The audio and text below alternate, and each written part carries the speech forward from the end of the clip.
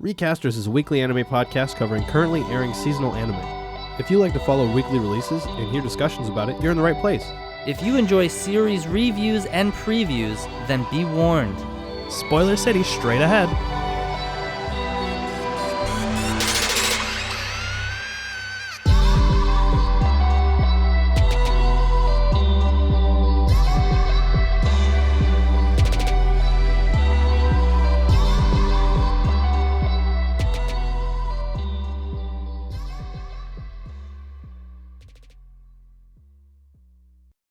Hello, welcome back to Recasters, the only anime podcast where after summoning a ghost to help fight, I get confused on whether it's a JoJo stand or a persona. My name is Chase Hunter Robinson, and I'm joined here today by my co-host, Jesse Winter.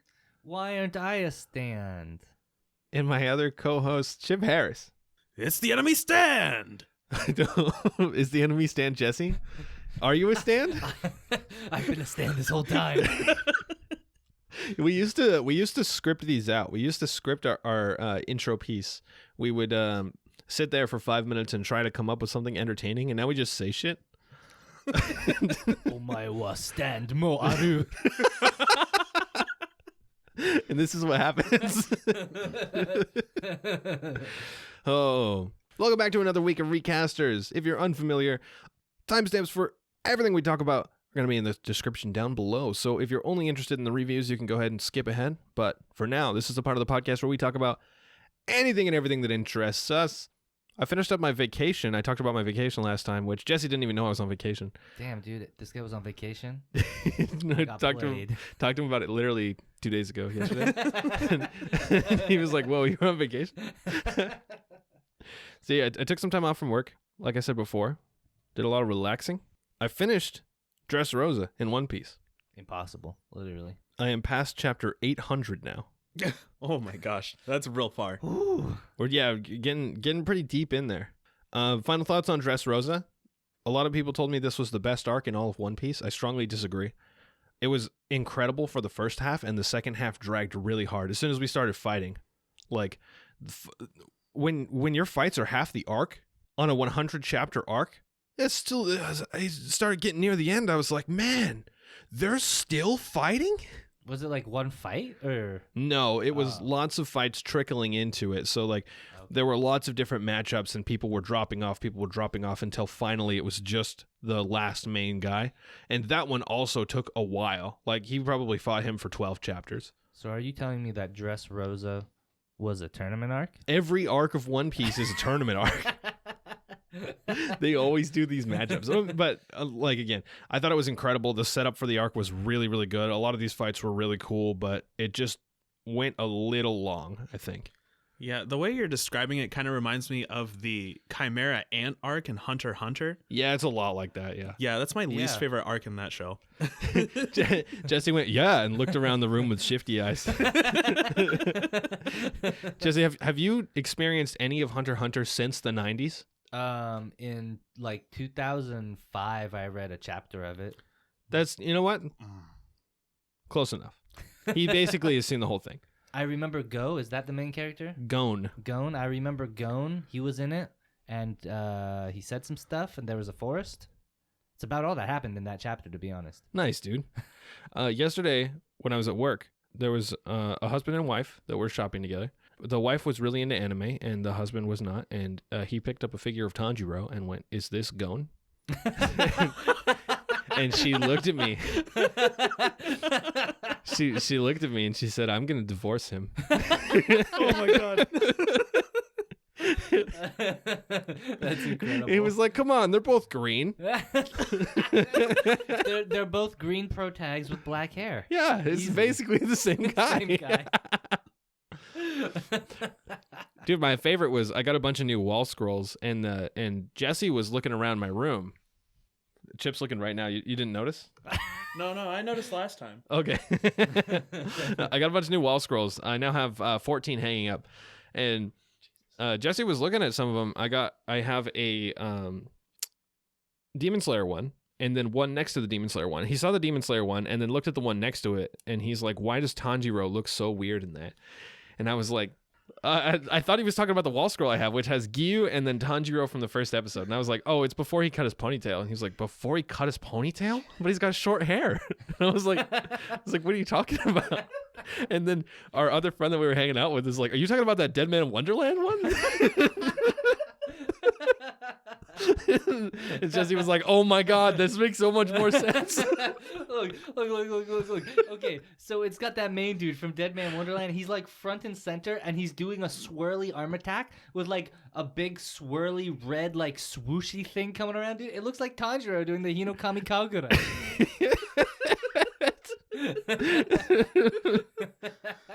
I guess he's Tanjiro now. Yeah. We're all Tanjiro now. Remember that time Tanjiro went to prison? It was because he had a demon sister. Oh, man. Remember that time Tanjiro bit his tongue and spit out a ball of blood bullet? Yeah, dude, I remember that. Pretty cool. Remember that time Tanjiro bit his thumb and became a Titan? Yeah. Oh. There's also some non-anime stuff Impossible. that I've been consuming. Oh, okay, never mind. Jesse's like, you're not a weeb. Fuck you. First and foremost, yesterday, I went and saw a movie I was very excited to see. And that was the Uncharted film. Despite it not being anime, I'm very into Uncharted. I don't like the Last of Us series, so Naughty Dog has kind of disappointed me recently, but and I know that's controversial. I don't like the first Last of Us game either. A lot of people are like, yeah, they've only made good games until The Last of Us Part 2, and I was like, I don't know, The Last of Us 1 kind of sucked too, but I really, really like all of the Uncharted games. I have not played Lost Legacy, actually, the 5th game in the series, but the first 4 games are incredible. They have a 5th game? It's a side game. You play as Chloe. Oh, right, that one. Yeah, I Is haven't it a played PSP that one. game? It is not. I actually have played the PSP one. All right, There's a PSP game? It's a PS Vita game, sorry. Oh. But yeah, I have played that one. It's called Uncharted Golden Abyss. Fair enough. It's a great game. Sounds like a PS Vita game. Yeah. So I'm a big fan of the series. I went and saw the movie yesterday. Well, how was it? I fucking loved it. Nice. That's good to know. That means that it's worth my time to go watch. That does not mean that. It absolutely does. I have watched many reviews since I saw it.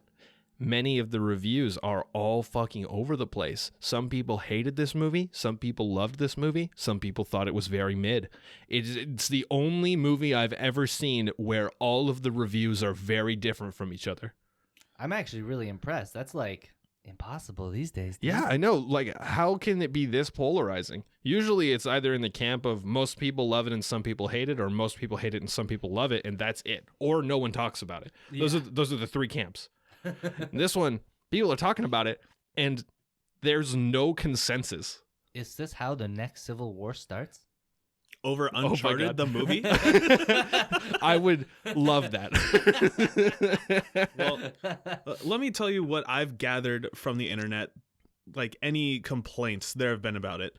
The main complaint I've heard is the casting of Nathan Drake and Sully. I will talk about that in a moment. Okay, well, yeah, that's just like the main complaint I've heard. Other than that, I mean, I was a little on the iffy side with that too, but I'm still excited for it because I like Tom Holland as an actor. He did great as Spider-Man, in my opinion. And what's this other guy, Mark Wahlberg? Yes, Mark Wahlberg. Yeah, he usually does Sully. He usually does the Boston policeman or ex-cop, whatever. You know, those are his kind of movies. So I think it'll be nice to see him in something different. He finally, he was in Ted, right? Yeah, he was in Ted. Okay, cool. Just make sure. I haven't seen Ted, so First, I'm going to start off by saying I gave this movie a 9 out of 10. Oh, Jesus, wow. Now, this is based off of 2 things. As a movie, as an action film, I gave it an 8 out of 10. As a fan of the Uncharted series, I gave it a 10 out of 10. I averaged those numbers to give it a 9 out of 10. Okay. The first thing I'm going to say is Tom Holland as Nathan Drake did incredible. It was so good.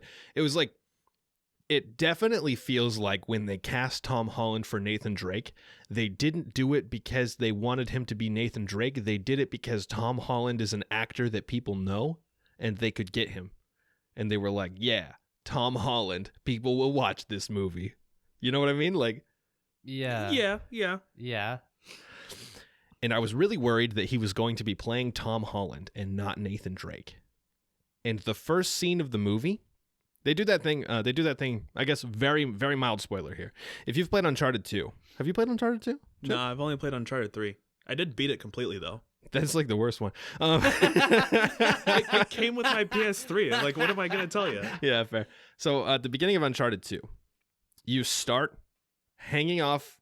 Jesse, we played some of these games together. Yeah, we actually did play all of Uncharted 2 together. Yeah, okay, perfect. So you know the beginning of Uncharted 2 where you start off with the train hanging off the mountain. Yeah. Very climactic, very cliffhanger. Cliffhanger. you climb up out of the train and then it backtracks to the start of the game. Yeah. They do the same thing, but this time he's hanging out of a plane with like cargo falling out and he's like trying to climb up from the trailer. Yeah, it's the scene from the trailer. Yeah, it's literally from Uncharted 3. And the first thing that happens is he looks down, sees a dude behind him, kicks him in the face, and goes, "Oh my God, I'm so sorry. That was completely reflexive." And the guy falls to his death. And I was like, that is a very Tom Holland thing to say, not a very Nathan Drake thing to say. Yeah. And that is where that ends. From that point forward, it was very, very Nathan Drake to me. Some of it's a little juvenile because he's supposed to be like 21, right? He's pretty young.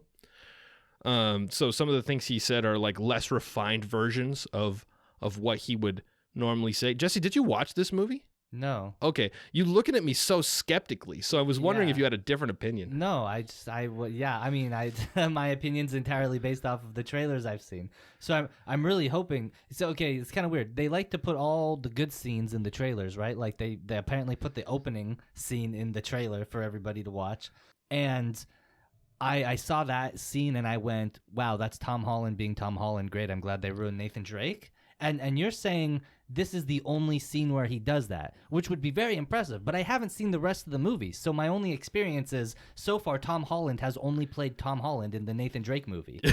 Fair. So I'm sitting here listening to the explanation like, I don't know. I'm like, okay, I guess I'll try it. The other scenes that felt Tom Holland-esque also felt like things that Nathan Drake either would say or would have said when he was that age. See, I just have a hard time believing that because they're such different characters. Who? Tom Holland and Nathan Drake. They're such different people. Right, That right. to say that a thing Tom Holland would say sounds like a thing Nathan Drake would say just sounds like... I just mean it's quippy because Nathan Drake is quippy. Oh, yeah, he's quippy. Okay, yeah. Yeah, and so is Spider-Man, so is Tom Holland. That's fair. I guess they're both quippy, yeah. Yeah. So he says some quippy things. Oh, okay. He says some quippy things. I see. I can believe that. That sounds like Nathan Drake. Yeah, there you go. Yeah, okay. Okay. It's just when you say Tom Holland says some Tom Holland things and that's Nathan Drake, I go, I don't know if that's true, though. So I thought Tom Holland did an incredible job. And also he did a good job. I mean, fucking first of all, this guy, he jacked up for the film. Like, he was fucking ripped. Oh, yeah, dude. I saw him in the fucking trailers. Damn, bro. Oh, man. I've seen a couple of reviews so far. The first one is from the first one is from this guy who's not an Uncharted fan. He said he played part of the first game when it came out 15 years ago. The second review I watched was from a guy who was an Uncharted fan, and he hated the movie. Okay. And the guy who was not an Uncharted fan loved the movie. See, that's kind of what I expected. But I'm an Uncharted fan, and I love the movie. That's kind of what I expected. Whoa. Now let me talk about Mark Wahlberg for a second. Okay. Mark Wahlberg played Mark Wahlberg. You mean Jason Bourne? He's not Jason Bourne, right? Because Jason Bourne was Matt Damon. Matt Damon, I know. Yeah. Yeah, that's a joke. Oh, okay. People say Mark Wahlberg and Matt Damon are the same person. They kind of look the same, not going to lie. Yeah, they look very similar and play a lot of the same movies. I don't think they look similar at all. They do play a lot of the same stuff. I think Mark Wahlberg looks like older Matt Damon. I don't know what Matt Damon looks like anymore because I've only seen him in the first Jason Bourne film, which came out in like 2000. He pretty much looks the same. What the fuck? Okay, anyways, Mark Wahlberg, I would say as the film went on, he got more Sully-esque, where he started talking more like Sully. He sounds nothing like Sully. Like his voice doesn't sound anything like Sully at all. Yeah. And actually, the only time you see him with the mustache, I'm going to say this because it was in the post-credit or in the trailer, because you see him with that mustache in the trailer. Yeah. That's in the post-credit scene. That's the only time he has the mustache. What the fuck? Yeah. I don't understand why Uncharted needed a prequel. Uncharted is the perfect kind of game to make a movie for because it's already an action film in a game. Yeah. Yeah, I mean, like the main selling point for Uncharted 3 was that the guy was playing the game and the girl thought that they were playing a movie that they were continuing from the night before. Like, straight up. That was like the selling point of how good the game looked. Sure, all right. Okay. Whoa. I remember commercials. I don't, so. I mean, the Uncharted series has always looked phenomenal. You know, like Yeah. the games are very visually appealing. But I always felt like a movie would be really good for Uncharted. Apparently, the movie actually got greenlit after the first game. Whoa. And it went through so many director changes of people being hired on for different projects after getting hired on for Uncharted that were more appealing and left. Yeah. That it didn't have an actual director until 2020. That's crazy. And then on the first day on set is when COVID started happening. And so they shut down set after 1 day of filming. Bruh. That sucks. That's why this movie took so long. Apparently it got greenlit in like 2006. That makes sense. Yeah. That makes sense. I will say, this is coming from a point of having not seen the movie, having only seen the trailer for the movie. I have always thought that Uncharted would make an incredible movie. It's basically I think Uncharted might be the epitome of a movie that you play in a game. It's just so fucking good. It's a great combination of both, right? It's a great game. It's a great story. It looks like a movie. It's really awesome. So in my head, all you have to do is take the Uncharted franchise and make a movie. But instead, the trailers make it look like they took the Uncharted franchise and were like, what if we change this? And what if we tweak this? And what if we give it a Marvel prequel intro so that we can start a whole cinematic universe? And what if we change this and tweak this and make this different? And it's like, bro, all you had to do was take Uncharted and make a movie. You mean to take the plot that already existed? It doesn't have to be the plot that already existed. I mean, you take Nathan Drake, you put him in X exotic location, you have X thing that he's trying to steal, you have X bad guy twist, Uncharted movie. Yeah, that's Easy mode. basically exactly what they did. That's literally the game. Except they're like, oh, it's Nathan Drake before he was Nathan Drake, and he's coming up, and here's the prequel of Sully and how Sully came about, and look, he's flying in a plane. This is going to be really hard to talk to you about because you didn't play the two games that they explored Nathan Drake as a child, but Oh, that's fair. That's fair. they I need did to play more such Nathan Drake games. I will say that. they did such a good job incorporating the things from the canon that were about his childhood and bringing it into reality. Oh, okay, yeah. See, I didn't know any of that, so that sounds much cooler now. Yeah, and I'm more on board with it. I definitely think that you should play Uncharted 4, especially before watching this movie. Okay. Or after watching this movie. I'll play Uncharted 3 and 4, and I'll watch this movie. Yeah. And play Golden Abyss. It's probably non-canon. Sure. It's a great game. You can only play it on the Vita. There's nothing else. I like Uncharted games. If you can... Is there a Vita emulator? Probably. I would love to play this on anything that isn't the Vita. I'm sure there is. Nice. I legally own this game. This is legal. Anyways, yeah. Very good movie in my opinion. I can't get into some of the more specific stuff that I enjoyed without spoiling the movie for you guys. Especially there's some really cool stuff that they bring in from the games that I would love to talk about, but I'm not going to for the sake of spoilers. I appreciate that. Thanks, bro. I will say you have done a very impressive task. You have changed my opinion on this movie that I have not seen. Not everyone is going to agree with me. You may have a different opinion after watching this movie. It's incredibly polarizing for some reason. So they're almost definitely going to make another one, and I cannot wait. Very cool, very cool. Look, I'm looking forward to watching this movie because I saw a little bit of behind the scenes of Tom Holland talking about his role as Nathan Drake. Apparently, he's been a fan of the series for a long time. So he was really excited when he was asked to be Nathan Drake for this movie. So, I'm excited for him. I'm excited to see him having a good time, Yeah, Tom Holland looks like he plays PS3. It's the crazy thing to me is that Tom Holland, he's probably I think he's our age, right? I think he's like 27, yeah, or something like that. He's our age, but he looks like he's, 15. Yeah. And most of the time when you're going to cast a 21-year-old person to try to make them look like Nathan Drake, you're going to cast somebody who probably looks 30 and acts 20. Yeah. And instead, they cast somebody who looks 15, but they made him act the appropriate age. He's a lot more like you're not going to see Spider-Man in every scene in this movie. He's a lot more serious, like Nathan Drake in some of the places. You know. Yeah, I mean, I will be honest though. You know, a lot of people they talk trash about Tom Holland because they're like he looks young and he plays like a young character and he plays a funny, goofy superhero. But to be honest, I mean, I think I've seen all the Tom Holland Spider-Man movies and all the Avengers movies that have Tom Holland Spider-Man in them. I think I have at this point now. And I mean, like, sure, he plays a goofy Spider-Man too, but like, if like, I don't know if these people have watched this movie, but there's a very like dark side. He's a really good like dramatic actor. He's really powerful when it comes to the action scenes, and you know, like, he's kind of badass, right? Yeah, for sure. He does have some really serious scenes. I mean, like, you know, spoilers for Spider-Man, or not Spider-Man, spoilers for Avengers Infinity War, if you haven't seen that yet. And if you haven't seen that yet, get with the times.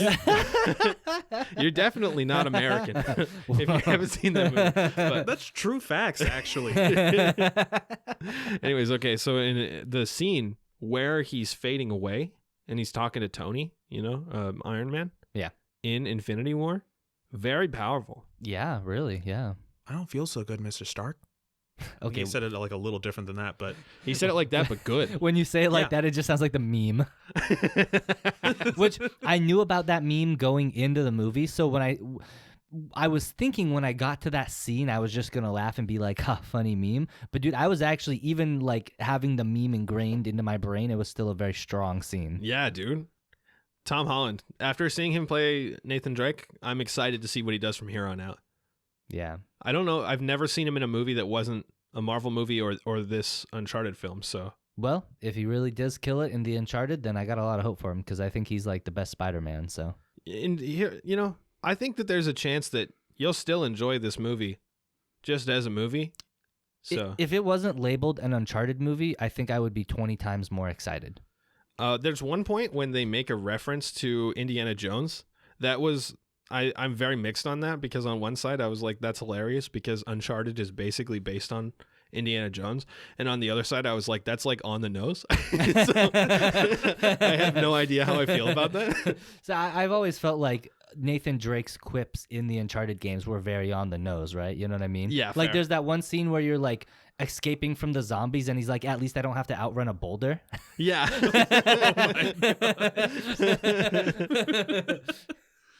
Okay. All right. You know what? I now like that part. Okay. Jesse. That's me. You're going to talk about something. I am. I forgot what it is. That's okay. Tell me what you're going to talk about. I've been reading this manga. I know, surprise. It's a very little known manga. I know, surprise. It's called Dragon Ball. I'm so mad. What the fuck? Yeah, because I'm not reading part 6. No, because this guy buys a CRTV. He buys a CRT TV. Yeah. To watch old anime on, and then reads Dragon Ball. Look, I've been watching old anime on there. The Dragon Ball anime, like, I don't know, dude. I mean, it's fine, I guess. But... No, but for real, I mean, like, Akira Toriyama, very underrated mangaka because a lot of the people just like most. I'm not trying to shit on Dragon Ball fans, all right? I'm not trying to shit on Dragon Ball Z fans. I'm not. I'm not. Adam's trying to low-key shit on Dragon Ball fans. But most of them have never read a manga in their life. Anyways. Yeah. So here's a really major problem, I think, with the Dragon Ball Z fandom. I'm about to throw you guys maybe a hot take. I don't know. But so Dragon Ball, very, very huge in Japan, in the East in general, because it's actually just a parody of Journey to the East. Right. Very big Eastern cultural stuff. And so very huge. Doesn't get... I mean, it gets an anime in the 90s, doesn't get an English dub until like the early 2000s, at which point nobody cares about it and nobody watches it in the West. And then Dragon Ball Z comes out, and everybody in Japan knows that Dragon Ball Z is actually just the second half of Dragon Ball the manga. They just, I don't know, added a Z to it or something. But then it comes out in the West, and nobody's heard of Dragon Ball. And so they go, ooh, Dragon Ball Z, new show, very cool, let's watch it. And they don't know anything about Dragon Ball, which is literally the first half of the story. Well, it's the first third of the story now. I don't want to talk about that. Chip, you like Dragon Ball Super, right? Yeah, I like Dragon Ball Super. I mean, That doesn't surprise me. I like it specifically for the action parts because let me tell you, the filler is kind of annoying, and there were a couple of parts where they just dropped the ball in the animation. And I remember when that was like first happening, the studio replied like, "Look, we're sorry about this. We're gonna do our damnedest to make this way fucking better," and they did. But Is it Toei? I think it's Toei. Toei Yeah. Animation? Yeah, it's Toei. They're not great. I mean, like they've adapted some really good stuff, but I'll tell you what, though, because Toei, you know, when they did the original Dragon Ball anime, like 90s or something, like 30 years ago, right? There's some incredible Sakuga in there, like the fight between Goku and Krillin at the Tenkaichi Budokai. Holy shit, I forgot they fought. Sakuga, yeah. oh man.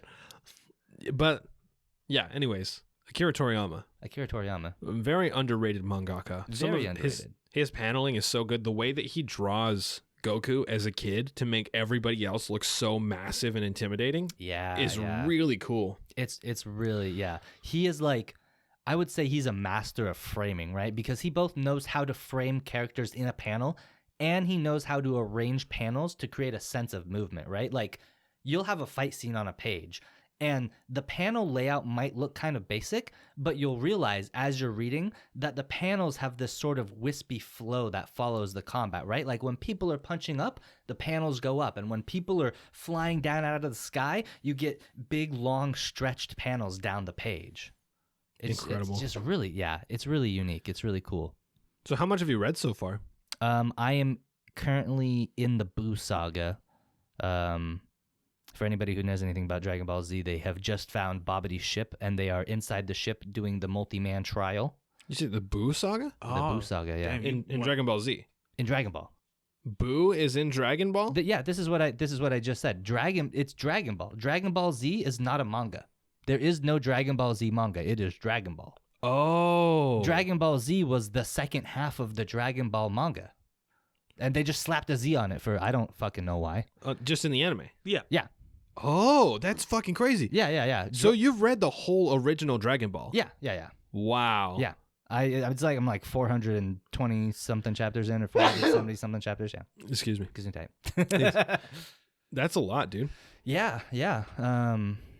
I guess you were sick for a minute. I was sick for a minute. I basically read all of Dragon Ball during that time I was sick. Holy shit. I'd be like awake for 15 minutes reading and I'd pass out and then wake up like 30 minutes later and read more Dragon Ball. Oh my god.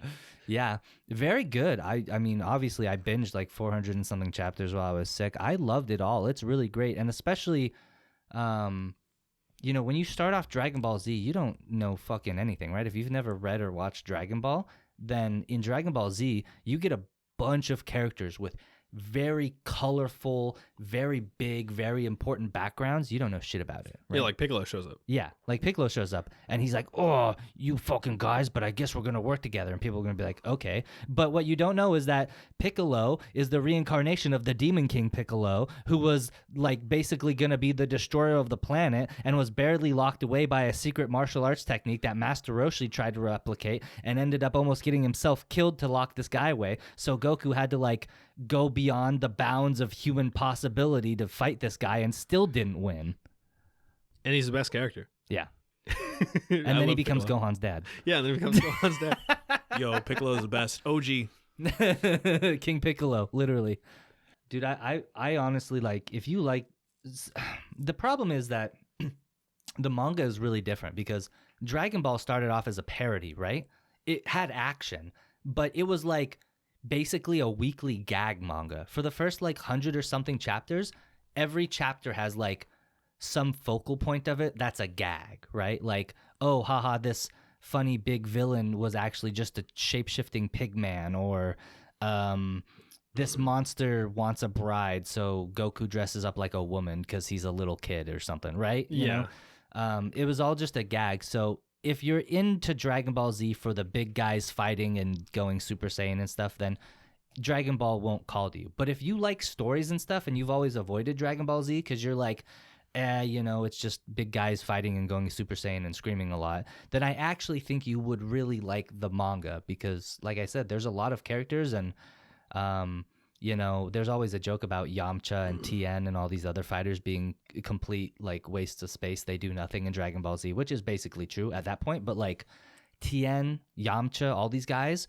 were Goku's biggest rivals for hundreds of chapters. Right. They were like some of the strongest fighters on the planet at the time. So I don't know. It's honestly a really good story. It's at some point it evolves from being a gag manga into an actual story, and I don't know when that happened.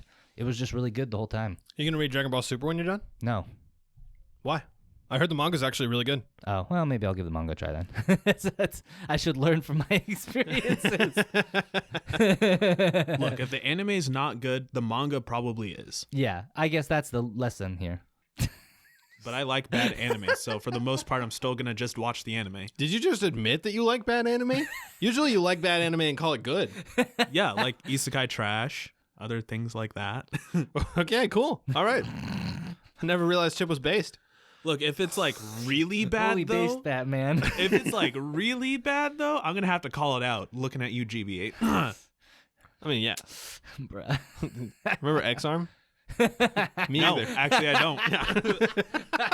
I didn't watch that one. Oh, man. Oh, yeah, that's true. We told Chip, just don't even waste your time. Oh, yeah. Jesse and I watched one episode in which Chip, please. I think I was worried he would pick it. I think I was worried he would pick it for the podcast, so I said, please don't watch this. Whatever season that was, I probably had something else in mind already. Fair, yeah. And he usually does, but Yeah. sometimes I get worried that I watch a shit anime and I'm like, Chip is going to love this. Please don't let him watch it.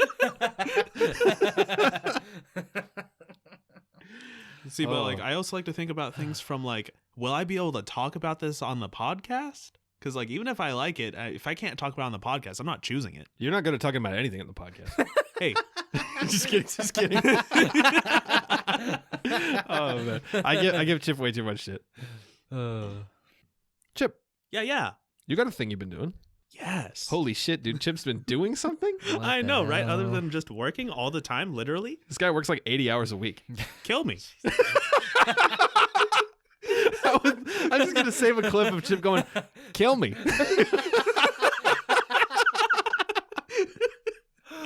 Oh, my God. Chip, so you finally found some time to do something enjoyable. Yes. Oh my gosh, it is about time. What is it? I've finally started playing Nier Replicant again. I bought this game for Chip when it came out because he was sad he did not have enough money at the time to play this game.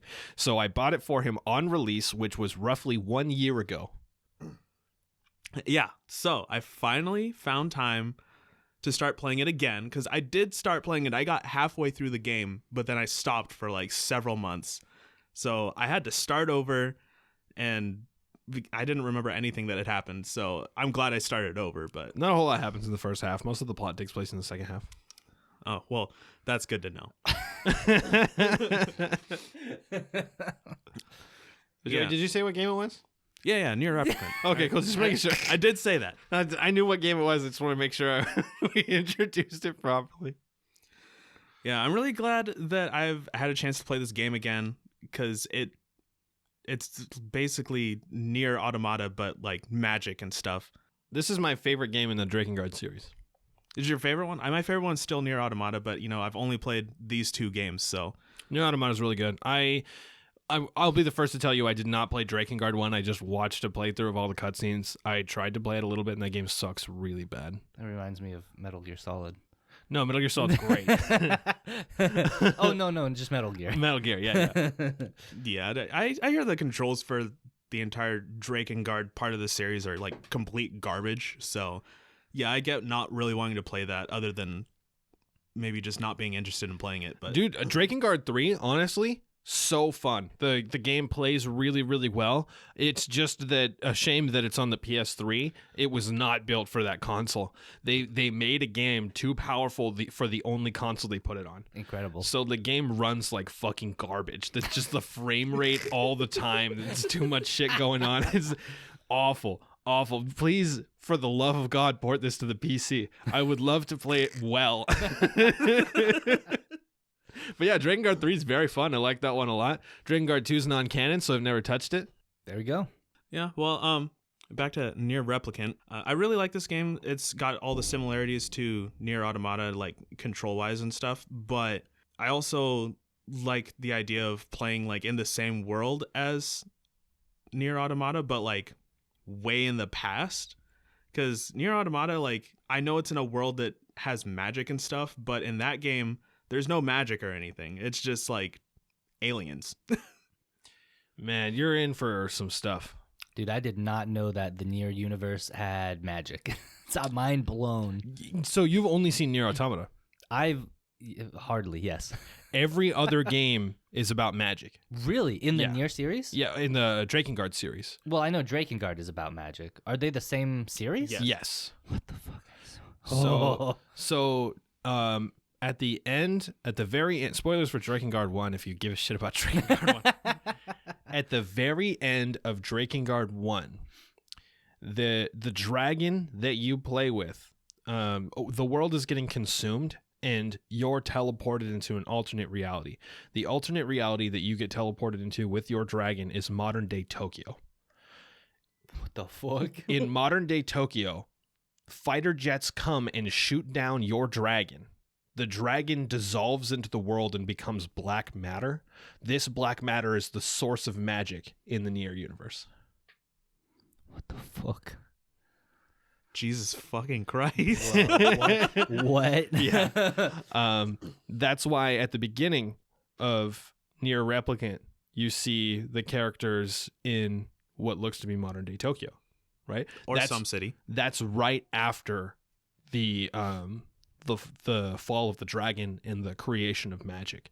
It then spirals down and the world becomes less scientific, and then we see thousands of years later when once again it's built back up and fallen again in Nier Automata. This is crazy. Yeah, but I mean, also just to give a bit of insight into when Nier Automata and Nier Replicant take place. Nier Replicant takes place in the year 3,400 and something. I did the calculation. I don't remember the exact number. Nier Automata takes place in the year like 11,000 some shit. Yeah. Oh, Jesus. Okay. Well, Yeah. That's why, so throughout these things you see like the fall of modern civilization, the rise back to medieval style civilization, the rise up through like science fiction civilization, and the fall of civilization again. that's crazy. It's honestly one of my favorite game series. It's really fucking cool. That's incredible. Yeah. Wow.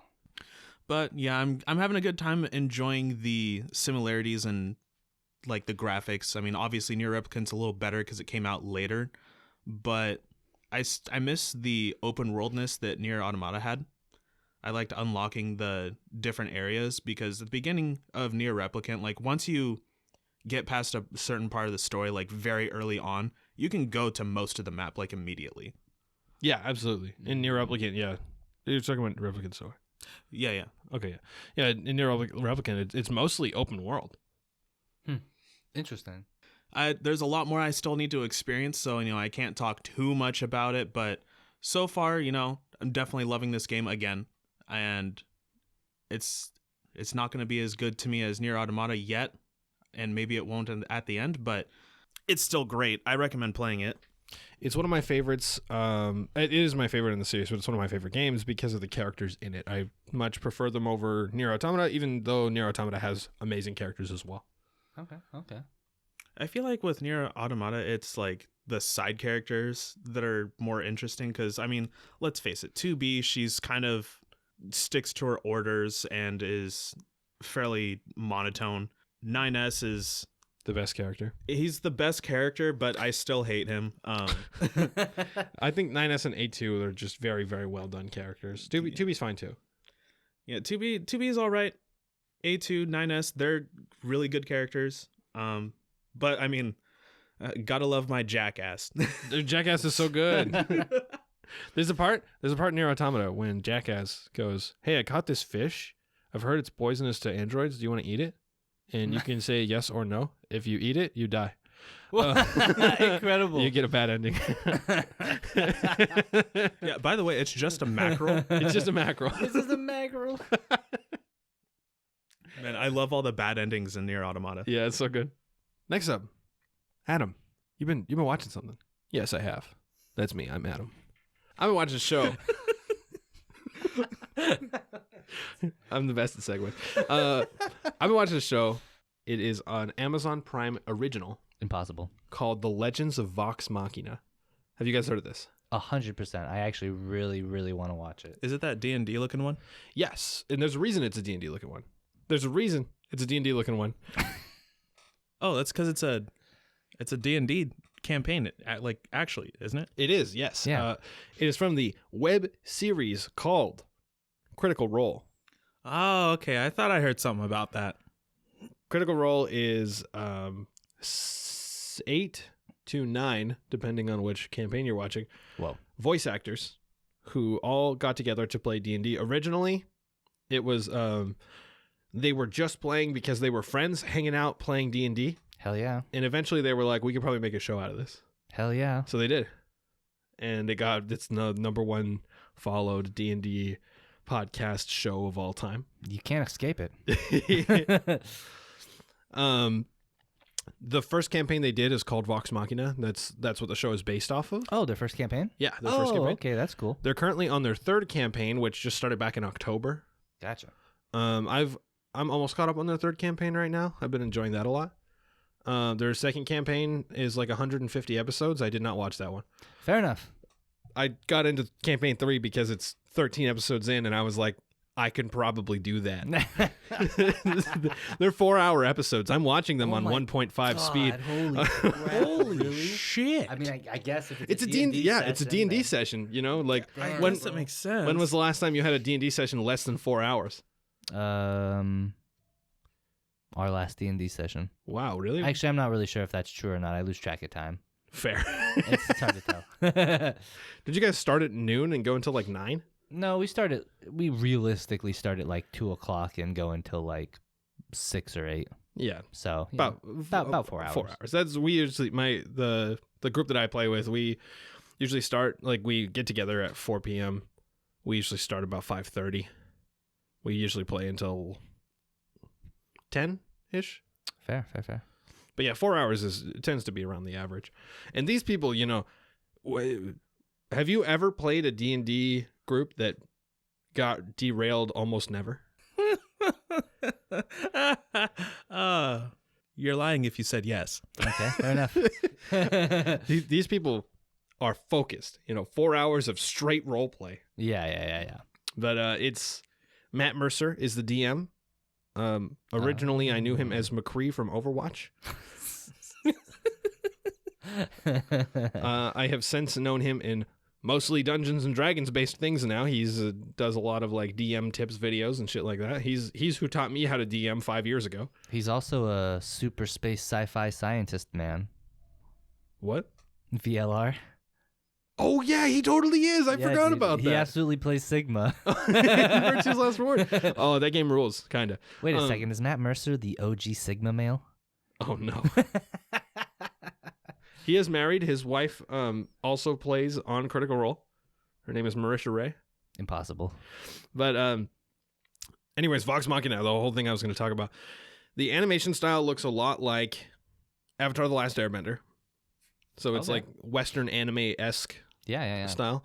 And then it is adult comedy, so it's like lots of gore and sex jokes and stuff like that. Okay. When I saw the trailer, I imagined basically a higher quality Harmon Quest. Yeah, pretty well, except you don't see any of the role playing happening. Oh, you don't see any of it. It's like just it's like an actual, like a series. It is an adaptation. Okay. Yes. Okay. It is, yeah, and it's very, very good.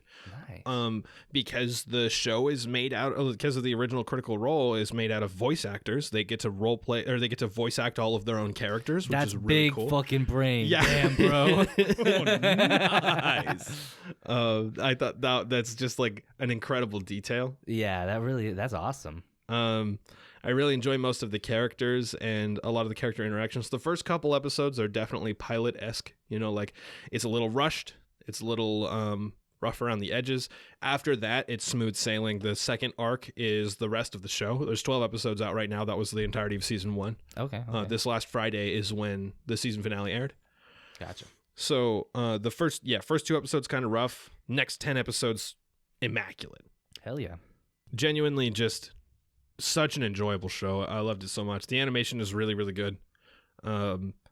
Originally, when this was crowdfunded, it was only going to be 1 episode, and their budget was so huge that they made that actually got greenlit for 2 seasons. Wow. They're adapting the entire campaign. Yo, that's awesome. Yeah. Oh yeah, we got a goal of 1 episode. Oh, looks like we got the budget for 2 full seasons. Let's go. Yeah, 24 episodes. Let's do it. I'm curious to see if they're going to be doing campaign 2 after this. I have no idea. Oh man, I can't imagine this season 1 and 2 not being successful and then not doing more. Right? Yeah. Like that would be impressive if it wasn't successful. I don't really know what else to say about this show, other than that, like literally all of the characters are incredible. It's such a big group. They have 7 players in this campaign, 7 players and 1 DM. How many players are in your campaign? 5. 5 is already a lot. Yeah, 5 is a lot. I'm just thinking about that. Like, wow. Yeah. In the most recent, in campaign 3, they have 8 players. Jeez, that's a party, man. Yeah, like the one time I did D&D. Well, not the one time. When I met up with a group that wasn't people I already knew, we had 3 players with occasional guest players. So that was kind of difficult to stay on track with that. At least 3.5. I don't know as much about 5th edition. I'm learning as I'm playing more, but at least in 3.5, the game was balanced around a 4-player party. Okay. I think 5th edition is as well, but I don't know for sure. You might be right about that. Yeah. Wait, no, I was wrong. We had 4 players. But still, like, it's tough to stay on task. You played in my campaign for a while, Chip. Yeah, see, that was people I already knew, so it doesn't count. Oh, sure, okay, sorry. I wasn't aware that you can't play with people you know. No, you can. It's just it's different. I feel like it's a different context, you know? That's fair. Overall, like this show, if you like Dungeons and Dragons, this show is incredible because it's not like they go out of their way to be like, I'm using this spell. This is healing word. I'm using Eldritch Blast, right? They don't say that, but you can tell when they're doing it. It's okay. Very in line with stuff in D&D. One of my favorite scenes in the whole thing is like you can tell they just failed the skill check to open a door, like to lockpick a door like 3 times. Right? That's awesome. And so they make a whole scene about it where like they're trying to get this door open. Nobody can punch it down. The rogue can't lockpick it, and they're like, "This door is evil. It's cursed." And then like a few minutes later, he comes in and he picks the lock to a jail cell, and it opens the first try. And he's like, "I told you that door." And it's just like it's so relatable. That's beautiful.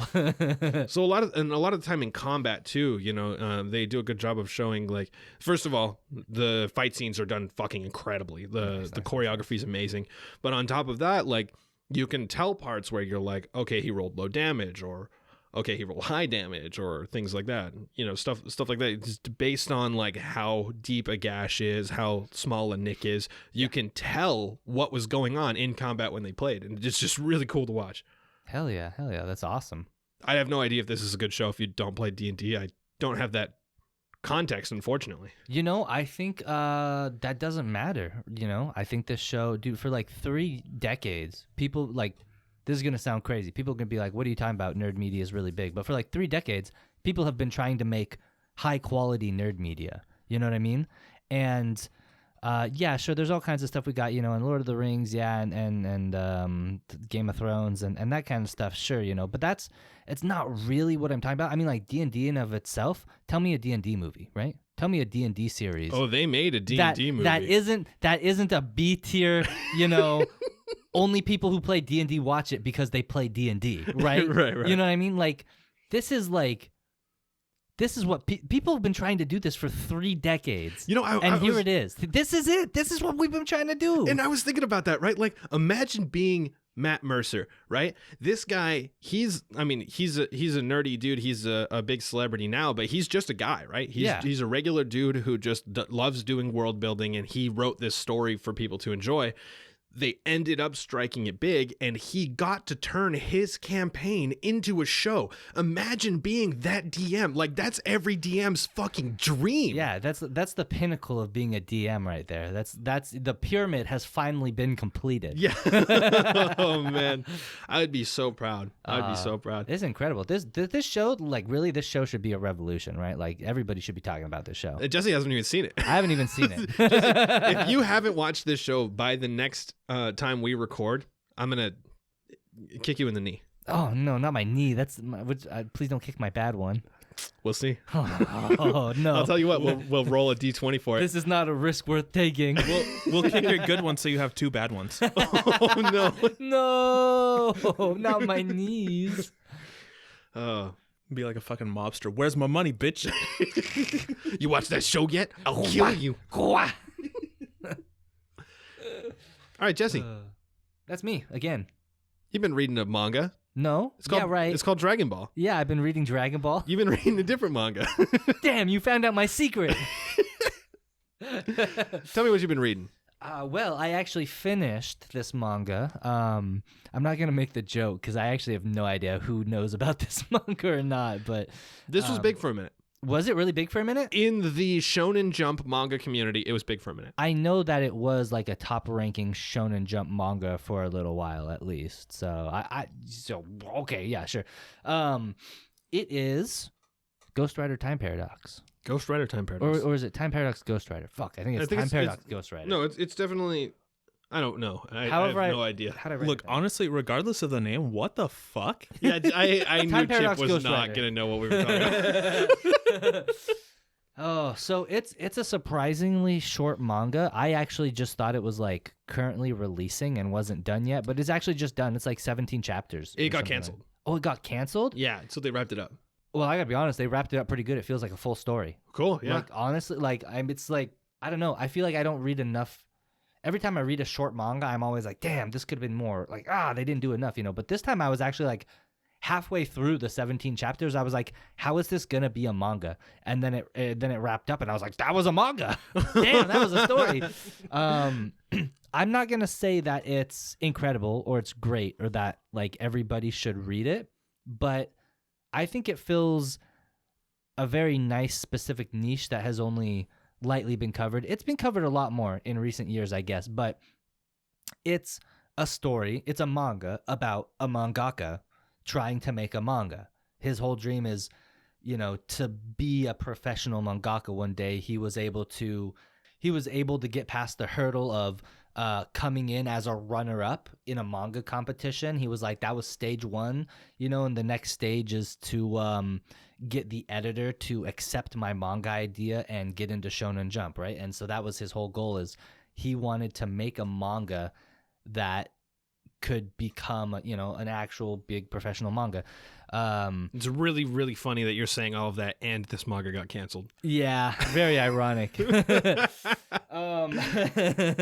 So the dude's whole hurdle for the manga is that the editor keeps saying your manga's really, really good, and it's very generic. You don't have any voice. Like, there's nothing special. That people keep saying to him, they're like, don't you have a story you want to tell? Don't you have something you want to say? And he struggles with this really heavily. And the whole manga, it's kind of between him and another mangaka who suffer in a similar way. But she becomes a mangaka 10 years down the line, and through this weird series of events, he's getting manga from the future, and so he's like affecting the future of manga by interacting with her 10 years too early and stuff like that. And it's kind of just the journey of primarily him, but also this other mangaka who's similar to him, and their struggles to becoming successful mangaka, and what it means to be a mangaka, and what it means to write a manga and tell a story. And so, a lot of people might be like, this just kind of feels like a slice of life and there's no start and there's no end. But I think it's more about, it's kind of just, I don't know, maybe it's like the tale of a mangaka. It's like an homage to being a mangaka or something. I don't really know. It's just, it's unique enough and it's interesting enough that I read it all in one sitting, basically. But I wouldn't say it's like Demon Slayer or something. You know, it's not the next big manga. Correct me if I'm wrong here. This is a story about plagiarism. Yeah, it is. Yeah. I don't want to give away too many details. I don't know what is or isn't a spoiler. It's This is a 17-chapter manga that got canceled a year and a half ago. I know.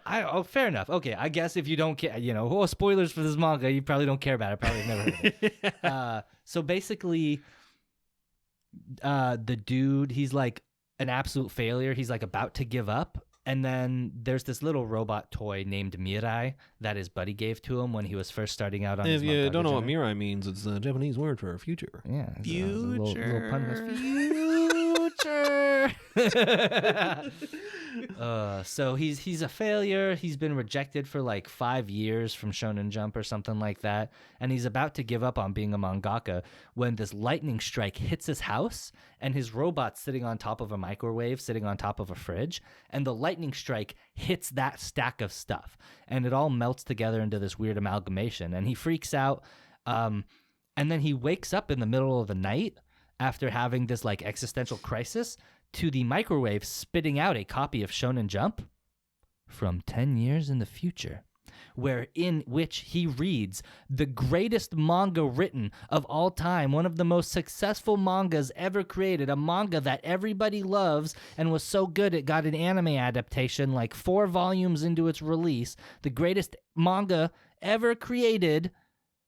So he plagiarizes the first story as the first chapter as a one-shot and submits it as his own story. And because it's the greatest manga ever written, of course, everybody loves it. And they tell him, okay, you've got a new series.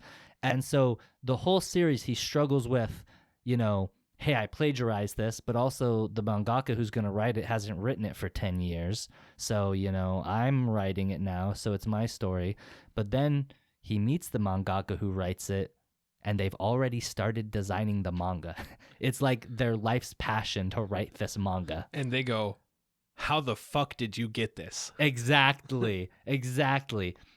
And so she's crazy. She's an eccentric. And she ends up going, you must be the same kind of person I am. So let's have a competition. We'll both see who can make the greatest manga ever. You write your version of this manga, and I'll make a new manga, and I'll defeat your manga with my new, better manga.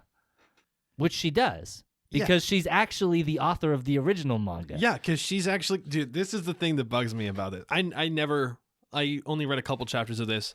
I didn't pick it up. I watched a couple of YouTube video essays on it, so I know what happens in it. Mm-hmm. They could have made this an interesting story by him being inspired by the manga and making his own manga instead of just fucking plagiarizing it, or at some point learning a lesson. But see, both of those things happen. Oh, okay. Because it turns out that 10 years in the future, after volume 45, the manga's canceled because she dies. Oh. And so after chapter 45, he's left to run the manga by himself. And at this point, he's already been established as a mangaka, 45 chapters. That's quite a lot. And so he's got a little team of, professional background drawers and a manager and all that kind of stuff, right? But after that chapter, the sales start to tank. And her new manga starts absolutely kicking his version of her original manga's ideas ass, right? And so basically after that, not only does the manga have to become his, but he knows that through her being a successful mangaka is what kills her, basically. And so he both has to make this manga his own now and make it more successful than hers in an attempt to stop her from overworking herself and killing herself with her manga. That's actually fascinating. Yeah. Now the problem is that I don't want to read the manga you're talking about. I want to read the manga they're writing in the manga. Yeah, me too. Is it called like White Knight or something like that? It's called White Knight. To be honest, it sounds like the most trashy generic manga of all time. White Knight. It really sounds terrible. Hey, did you pick up that new copy of White Knight the other day? Oh, man. Dude, but in 10 years, that's a masterpiece. Yeah. Because all of the media sucks. Yeah. It's actually not... It's not that it's good. It's that it's the best thing that there is. Yeah. Anyways, I really enjoyed the manga, but like, Dude, maybe I'll read it. I mean, like, I think people should give it a chance. If it's not your thing, that's cool. I mean, I never hear anybody talk about Bakuman, so Really? yeah. You know what? Maybe it's just because I had some friends that were really fucking into Bakuman in high school. Bakuman's really good. Yeah, it's very good. The fuck is Bakuman? Bakuman is made by the same guy who did... How do I not know this guy's name at this point? Yeah, good question. I don't know. It's the guy who did Death Note and Platinum End. Oh, okay. Yeah. It is a non-battle, battle shonen manga about writing and drawing manga. I don't think I would ever watch it. Good thing it's a manga. Well, they made an anime. Did they? Yeah. Oh, shit. I know because I had some friends in high school that were really into it. Fair enough. I remember when the manga dropped and I was like, yo, this is sick. It's by the guy at the time that when Bakuman dropped in Shonen Jump, I was like the world's biggest #1 Death Note fan of all time. So I was like, this is the sickest shit. And then I stopped reading it after like a couple weeks and forgot all about it. But it was really good. I picked it up again later. Hell yeah. That's just the loudest water bottle of all time. Stealth mode activated. I hope you all enjoyed my water bottle sounds. It's a Metal Gear water bottle. Metal Gear. Solid. It's got the map of Moses Island. Snake. Or Shadow Moses. Yeah. Yeah. Shadow Moses Island. And with that, please enjoy the episode. First up, we have Orient, episodes 7 and 8. Orient, more like...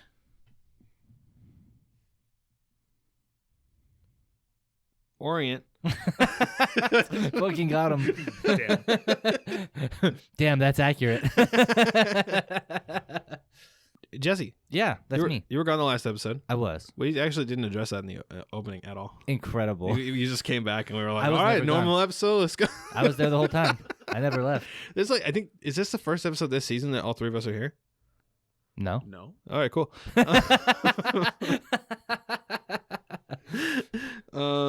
Give me your quick thoughts on episodes. Give me your thoughts on the other two. Okay, so before I can give you my thoughts on those sections, I have a very important question to ask you guys. Yeah. What was the No. first event of those two episodes and the last event of those two episodes? Oh, that's a great question. That was all about Tsugumi and Was that her and her boss and they all fought in the castle and everything, that whole arc? Yep. Okay. She whipped out her dual discs. Yeah, they played some Yu-Gi-Oh. Then they played Cowboys and Indians. I tried to convince Chip that the two wrist blades she has are dual discs. It's like they're not. And I'm like, look at them, they're dual discs. They're absolutely dual discs. She's her only card is Swords of Revealing Light.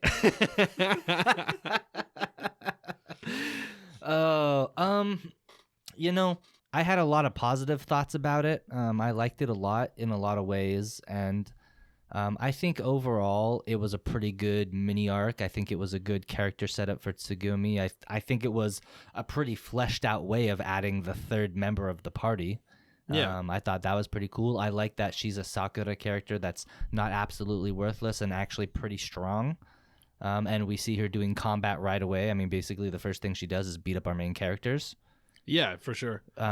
So that was all really cool. There is one glaring issue that would not stop bothering me the whole time, though, and it was that they decided to have the literally exact same flashback happen 7 times in one episode, and then the next episode they proceeded to do it another 4 times. Oh, what is this, One Piece? I think I said that same joke to Arya. I think that it was a really interesting take on domestic abuse. You don't see that kind of stuff in anime very often. Yeah, definitely, yeah. We continue to see that at the start of this episode where, like, I really, really like what they did where they had her confront him. She was the one that fought him, and that was like representative of her breaking free from him. Mm-hmm. But that's not necessarily how abuse victims work. It's not always just a cut and dry, I'm out now, right? Like, yeah. It's not that easy. And so at the start of this episode, when she's like, no, it's okay, I beat his ass, and they're like, dude, like, you need to get out of here, or like, if you don't cut this guy out of your life, it's just gonna get bad again. And like, that's a very real thing. It really is. It was really awesome. I think it's a great way to show the echoes of the abuse, right? The way that it can continue to affect you. And I like how they also subverted her wanting to stay too by basically doing the opposite, being like, okay, well then everybody's gonna have to protect you. And she was like, oh no, never mind, see you guys later. Because that's the thing she was trying to avoid the whole time during the abuse, right? Was she wanted to be useful so she could protect them. So if they were protecting her, she was like, oh, that's just the abuse again. Yeah, exactly. So it was honestly a really interesting character arc. Especially in shonen, like occasionally you might see some domestic abuse stuff in some darker slice of life or some real take stuff, Yeah. but not in shonen. This is the first time I've ever seen it. So Yeah. Man, I'm having a hard time thinking any shonen that have domestic abuse going on. I don't think I literally never seen it. I think I think there probably is. One of the big shonens probably has something where you have like the subordinate who is being manipulated by some sort of leader or some sort of senpai in a higher position in the organization, and they've like used emotional abuse to keep them as their subordinate, and then the heroes come along and beat the dude and like free him eventually. I'm sure that's happened, but that's not quite the same thing. Right, you know? right. It's a little, that's more of like power dynamics, I guess. But yeah, it's really cool to see that. Yeah, I like that a lot. I just wish I didn't have to see the same flashbacks 12 times within 2 episodes. Do you like domestic abuse? No, that's not what I meant. God. Oh no! Please don't clip that. Oh man, yeah, a horrible thing when it happens. Yeah, it was just tackled very well in the yeah. anime. I think very great, literature resource or something. Damn. Just like chop me up with that last comment. Oh my god! Fucking got him. Sliced me up. I'm dead. Oh man. In this episode, in this episodes, we get introduced to one of the hottest guys in all of anime. Hell probably. yeah. Yeah. This guy shows up, and I was like, "Holy shit, he's hot!" And Jesse was like, "He's from Kingdom Hearts," and I was like, "Oh fuck!" his outfit looks actually so much like his outfit and hair looks so much like Riku from Kingdom Hearts 3. It's not even funny, dude. 100%. And Like- then he's walking through the field of swords. Yeah. Oh my god. Yeah. Just like the Keyblade graveyard. Yeah. What the fuck? When we saw that scene, I was immediately like, the moment you see him in the field of swords, I was immediately like, look, it's Kingdom Hearts, and my wife just facepalmed. Oh man. And then shortly after the other girl shows up, right, with the like the kitsune outfit. Yeah, but it's like a skull kitsune mask. Oh type yeah, thing. it wasn't it? And there's actually in Kingdom Hearts from the Union Cross series, there are characters that dress. Oh my god, there are. And at the end of Kingdom Hearts 3, you There see them walk through the Keyblade graveyard. Oh my god, dude! They literally just ripped these two characters from Kingdom Hearts. No, wait, no. Hold on. Let me. I gotta double check. When did Orient's manga come out? There's no way. Oh my god. Kingdom Hearts 3 came out in like 2019. There's no way. Okay, yeah, but when did Kingdom Hearts Union Cross come out? A while ago, but Like 2015 or let's see something. here. So it started in 2018. It's pretty close. Oh my god. So I don't know, man. He's got Kingdom Hearts insider 3 knowledge. come out in 2018? 2019. Oh, okay. What the fuck? That's incredible. Well, to be fair, we did like years and years and years ago get that one little scene. I think Xehanort or whoever the fuck the bald dude is. He Yeah. Yeah, he was Xehanort. standing there in the Keyblade graveyard, right? I mean, You yeah, that remember happens in Birth by Sleep. Oh, okay, yeah. So kind of chopping away at the credibility there. Maybe it took a little inspiration. That's okay. That's okay. Oh man. But anyways, I love these characters very much. They're very good. Yeah, dude, I can't believe we introduced the two best characters within 3 minutes of each other. I know, right? I was like, oh, this guy's best boy, and I was like, oh, this girl's best girl. They are pretty cool, I'll give you that. I really like all of the different sword designs in the sword graveyard as well. Yeah, me too. Fucking rad. Hell yeah. I also like how the silver hair guy is also really into the sword design. Hell yeah. He's a little too into the sword designs, if you know what I mean. He's just he's an admirer. Yeah. Yeah, that's not what was implied at all. No, he's Yeah, dude, you've got your average Bushido consumer like Musashi, and then you have your based Bushido blade appreciator. Yeah. Yeah, the guy who would rather stare at blades all day than have his 3 meals. Okay. Look, they probably don't make a lot of money. I don't know.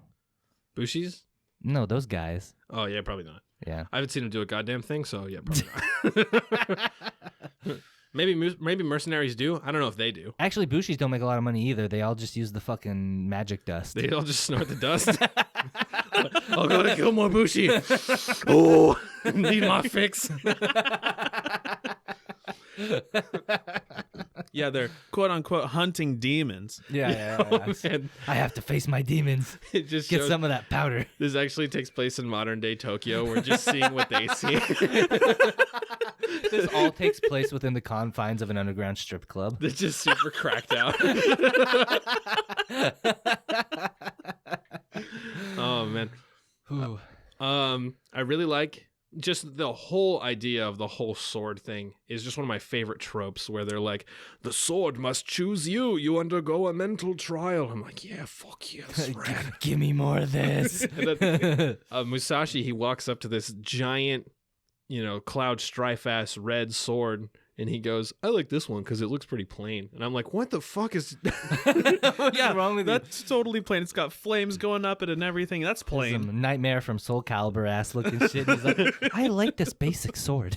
Look, I don't know if the rest of these characters are on drugs or not, but he certainly is. Musashi is 100% on drugs all the time. Maybe it just looks so much like him, right? Like he's just like, this is normal because it's my aesthetic. Yeah. He's Literally. like, this reminds me of my scythe. Yeah. I'm used to seeing that. I really liked Kojiro's sword as well. That one was very suited to him, obviously, because you wouldn't write a character to get a sword that's not suited to them, but it looks super cool as well. It really does. I It's like- also a pretty nice name. It's the Vorpal Blade. Oh, yeah. Oh, yeah. Pretty sure that's a weapon in Dark Souls. Oh, really? I think so. Okay. I wouldn't doubt it. Like I said, pretty sure. Yeah. Not entirely sure. I haven't used it. It's definitely not a rip from Alice in Wonderland or anything. None of that stuff through the Looking Glass. I don't know anything about Through the Looking Glass. I really liked the design of Kojiro's sword until it got to the curved part, because at first I was thinking, dang, this kind of looks like a Chinese sword, like a Chinese straight sword. And then it was like, I'm going to curve a little bit and be a katana. And I was like, I know they're all technically katanas, but could have done something a little different.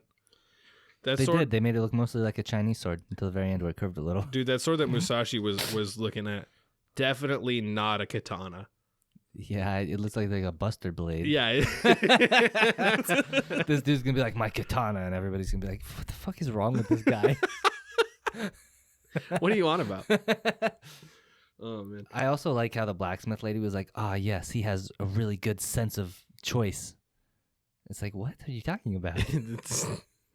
She's making shit up. I say that to my customers, too. Yes, I see the design is one with you.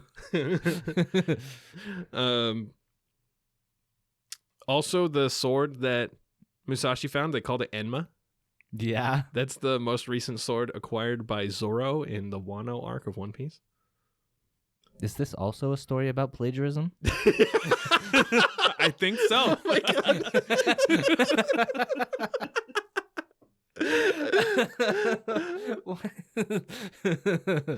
I'm really enjoying this show, though. I Yeah. actually, at this point, I've officially formed my opinion that it's really good so far. Okay, awesome. I'm really glad that you formed that opinion because I've also formed that opinion. But my small explanation here, I was afraid it was going to turn you off of the show if you hadn't already decided you liked it yet. So I really like the show a lot because it reminds me of Fairy Tail. It starts off with a bunch of slow nonsense and you're like, please, what are you doing? And then suddenly it gets really good and you're like, oh, I see what you did there. I have not watched enough Fairy Tail to have an opinion about Fairy Tail, except that I like One Piece a lot, and you guys keep comparing Fairy Tail to One Piece. And I can say that the only thing about Fairy Tail that I did not like was after 10 episodes, I liked Lucy and no one else. Yeah, that makes sense. Yeah, that's fair. Look, Lucy's the best character in Fairy Tail, hands down. But I mean, she's not my favorite character. The story is literally told from Lucy's perspective. So Yeah. I really want to like Gray. I just feel like he's just a joke. Look, he gets really good after episode 52. That's a while. That's his arc. That's his arc. All right, cool. Yeah, I think it starts around episode 30 or something. I don't know. But he has like the first arc, and after his arc, it's like, wow, I love Gray so much. He's so good. I thought he was Zoro. Turns out he's Usopp. No. Because Usopp also sucks at first and gets cool later on. Actually, he's a lot more like Chopper, I think. Except Chopper starts off cool. Actually, Chopper starts off annoying, like Gray. He's a lot like Chopper. All right, cool. All right, I'll take it. Yeah. You know what? I'll try Fairy Tail a little more. Nice. So, anyways, this not fairy tale show about fairy tales, kind of. Yeah. Yeah. It's pretty good. Yeah, but I will say, I have noticed, when we started out, I said, I think this show's going to get a lot more diverse, a lot more interesting after they leave the town that they're stuck in. Yeah.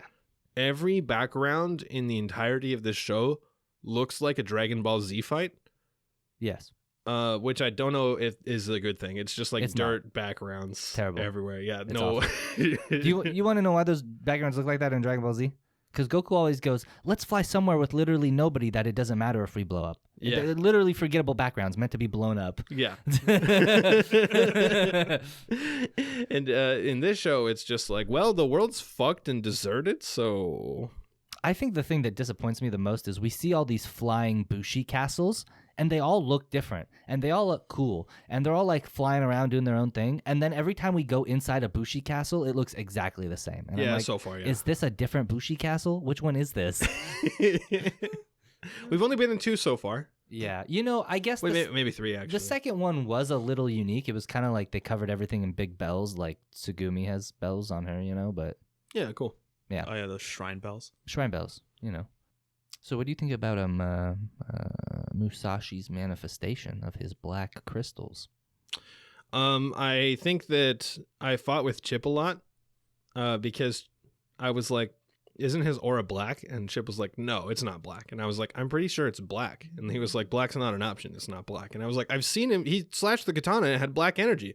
And Chip was like, I think that was just like representative of what was going on. Yeah, so I mistaken what you were talking about. Okay. Because this whole time I'm like, dude, his aura is going to be black. And then they were like, a black aura. And I was like, I fucking told you, dude.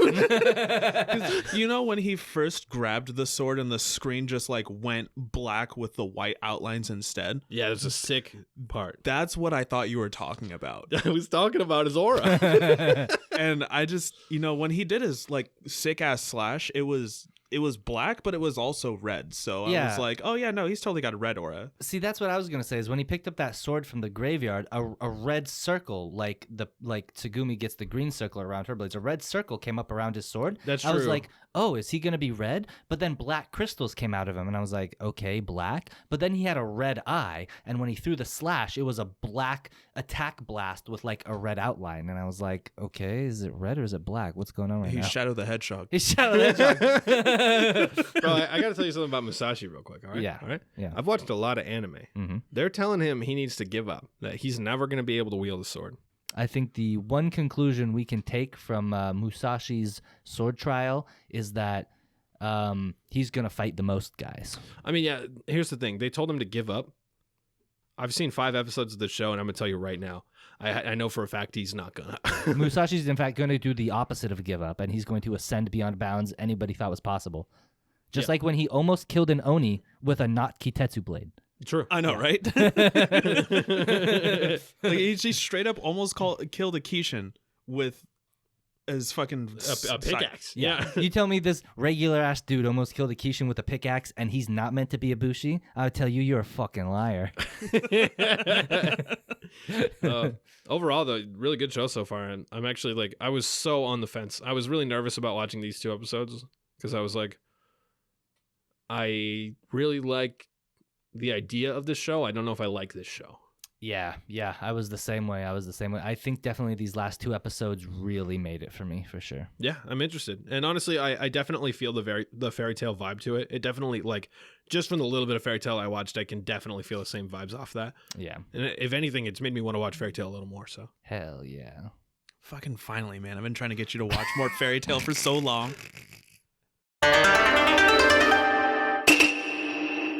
Next up, we have Platinum End, episodes 18 and 19. I like this show.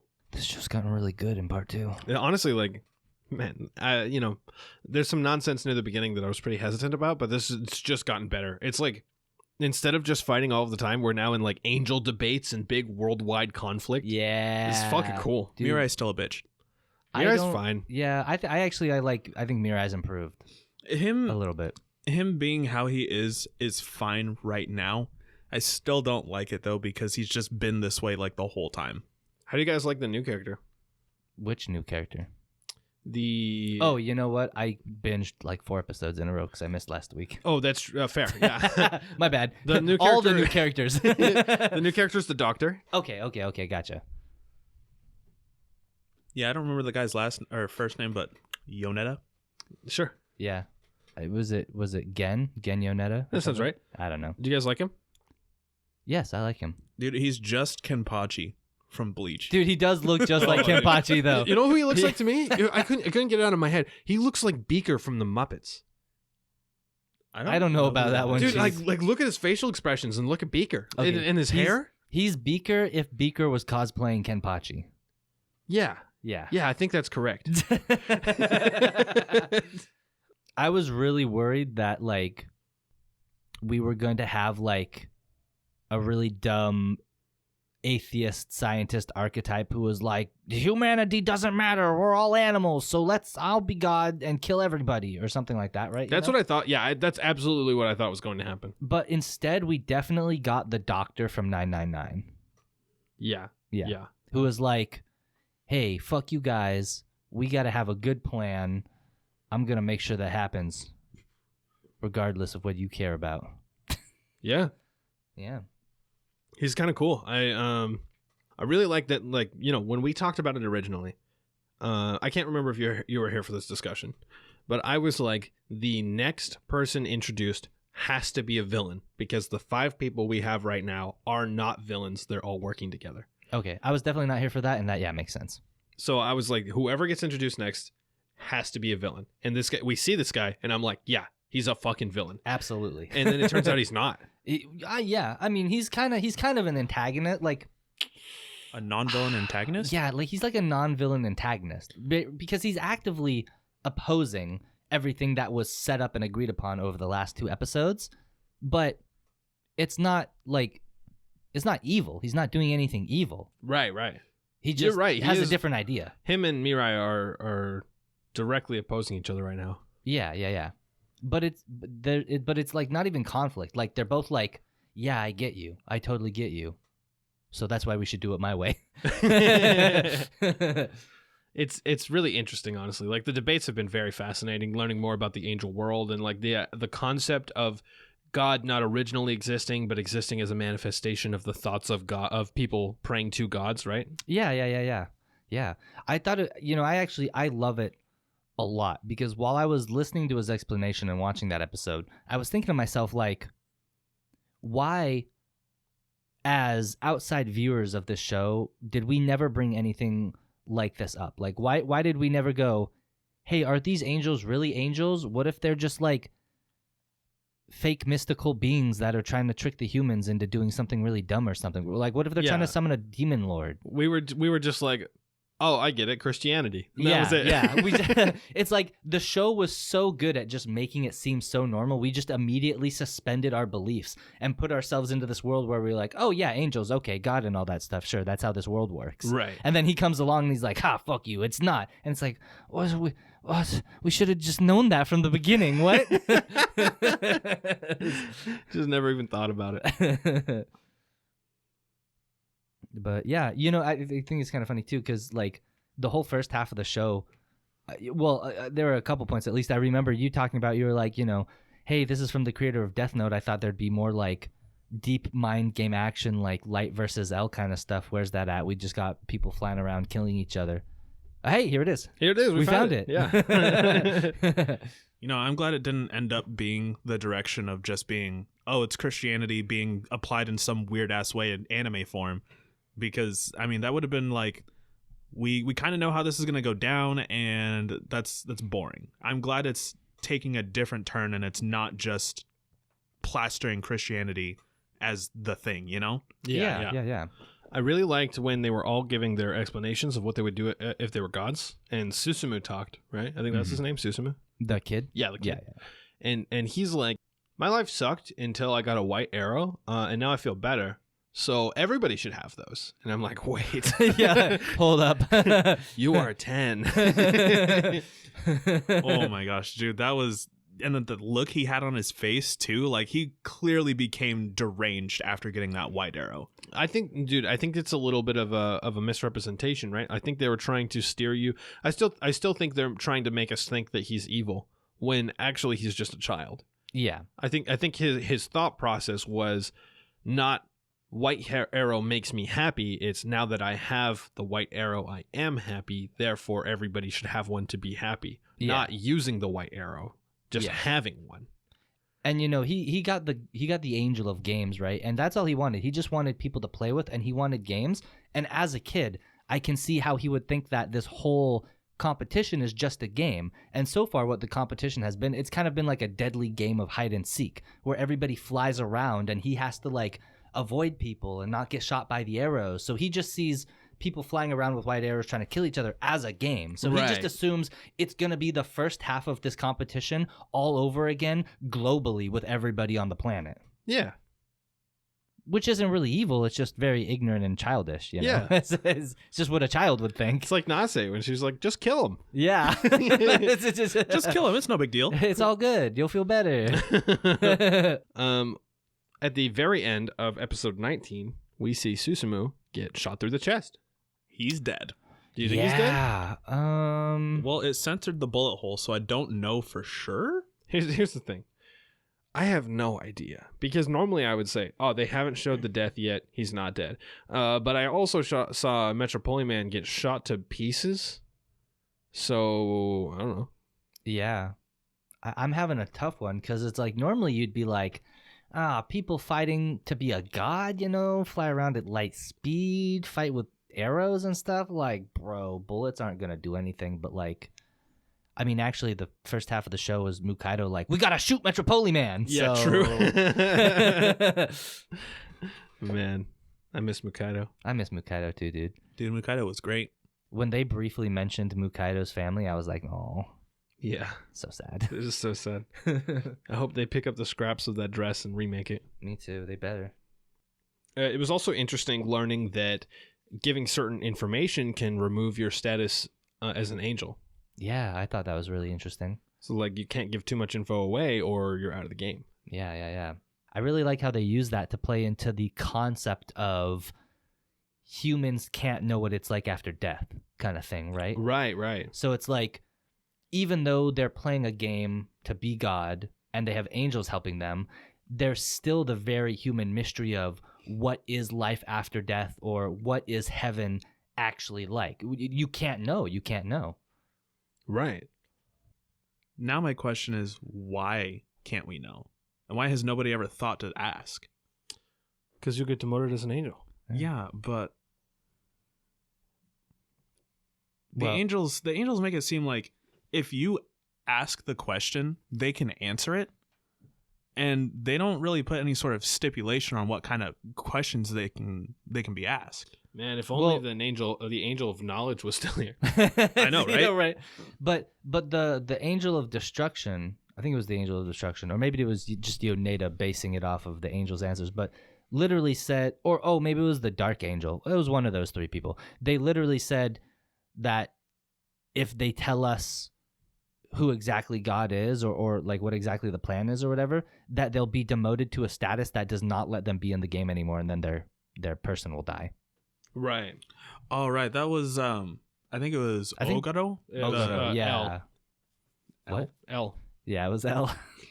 Look at that guy, man. It was He's L L. from Death Note. Yeah, it was L's angel. L's angel. Hell's Angel is my favorite movie. Dude, yeah, he's like a really shitty L.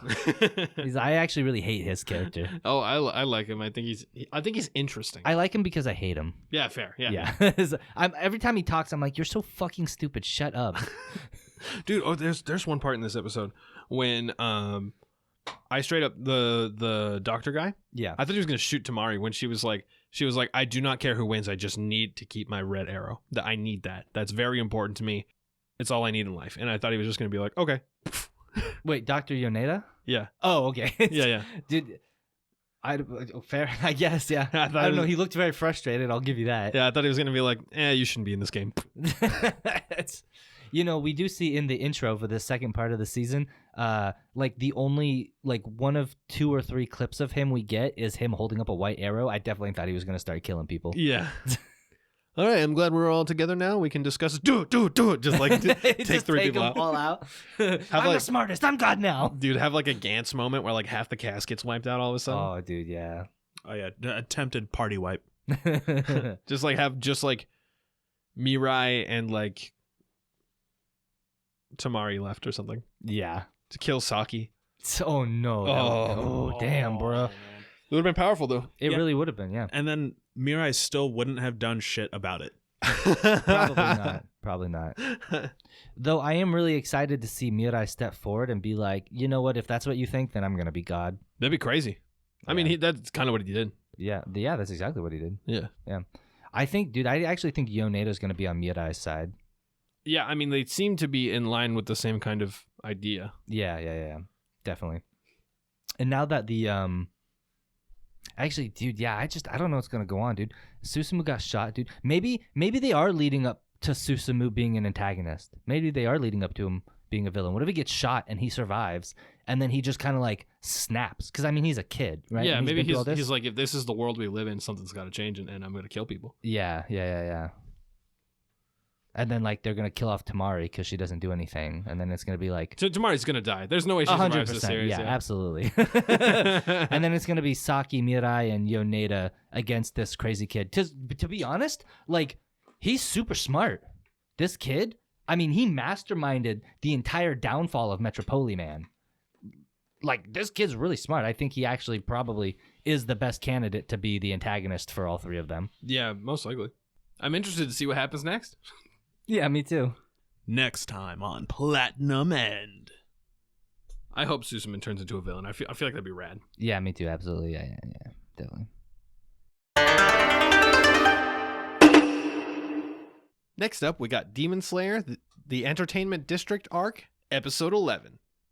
All right, just a heads up to everybody. My cat derailed the end of our last segment. She is now hanging out with us. If you hear her meowing or purring or Kicking herself? Scratching her face next to my mic, then just know that that's my cat. Sorry about that. So for Demon Slayer, we only have 1 episode to talk about because it was the final one. However, it was 32 minutes long. Whoa, was it really? Yeah, you didn't even notice, huh? Didn't even notice. Damn, this show's good. Yeah, they're pretty good at making it fly by.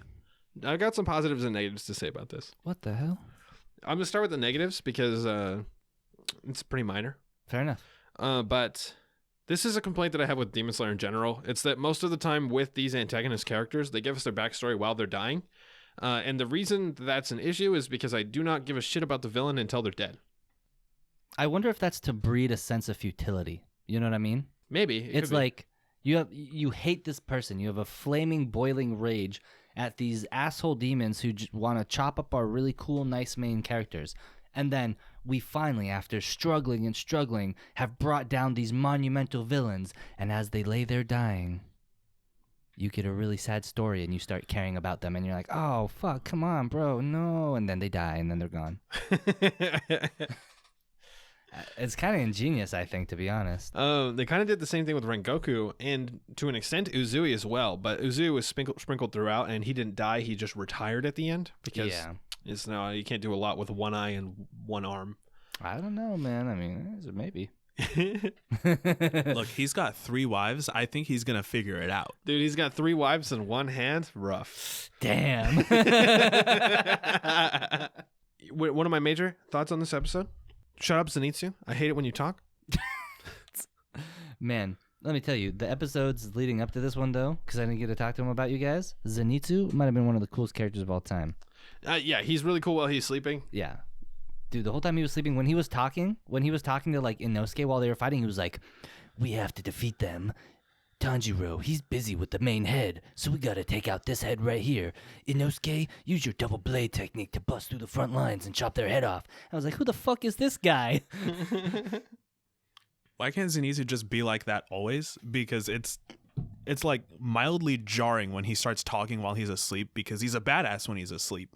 But then when he's awake, it's like, does he even attack?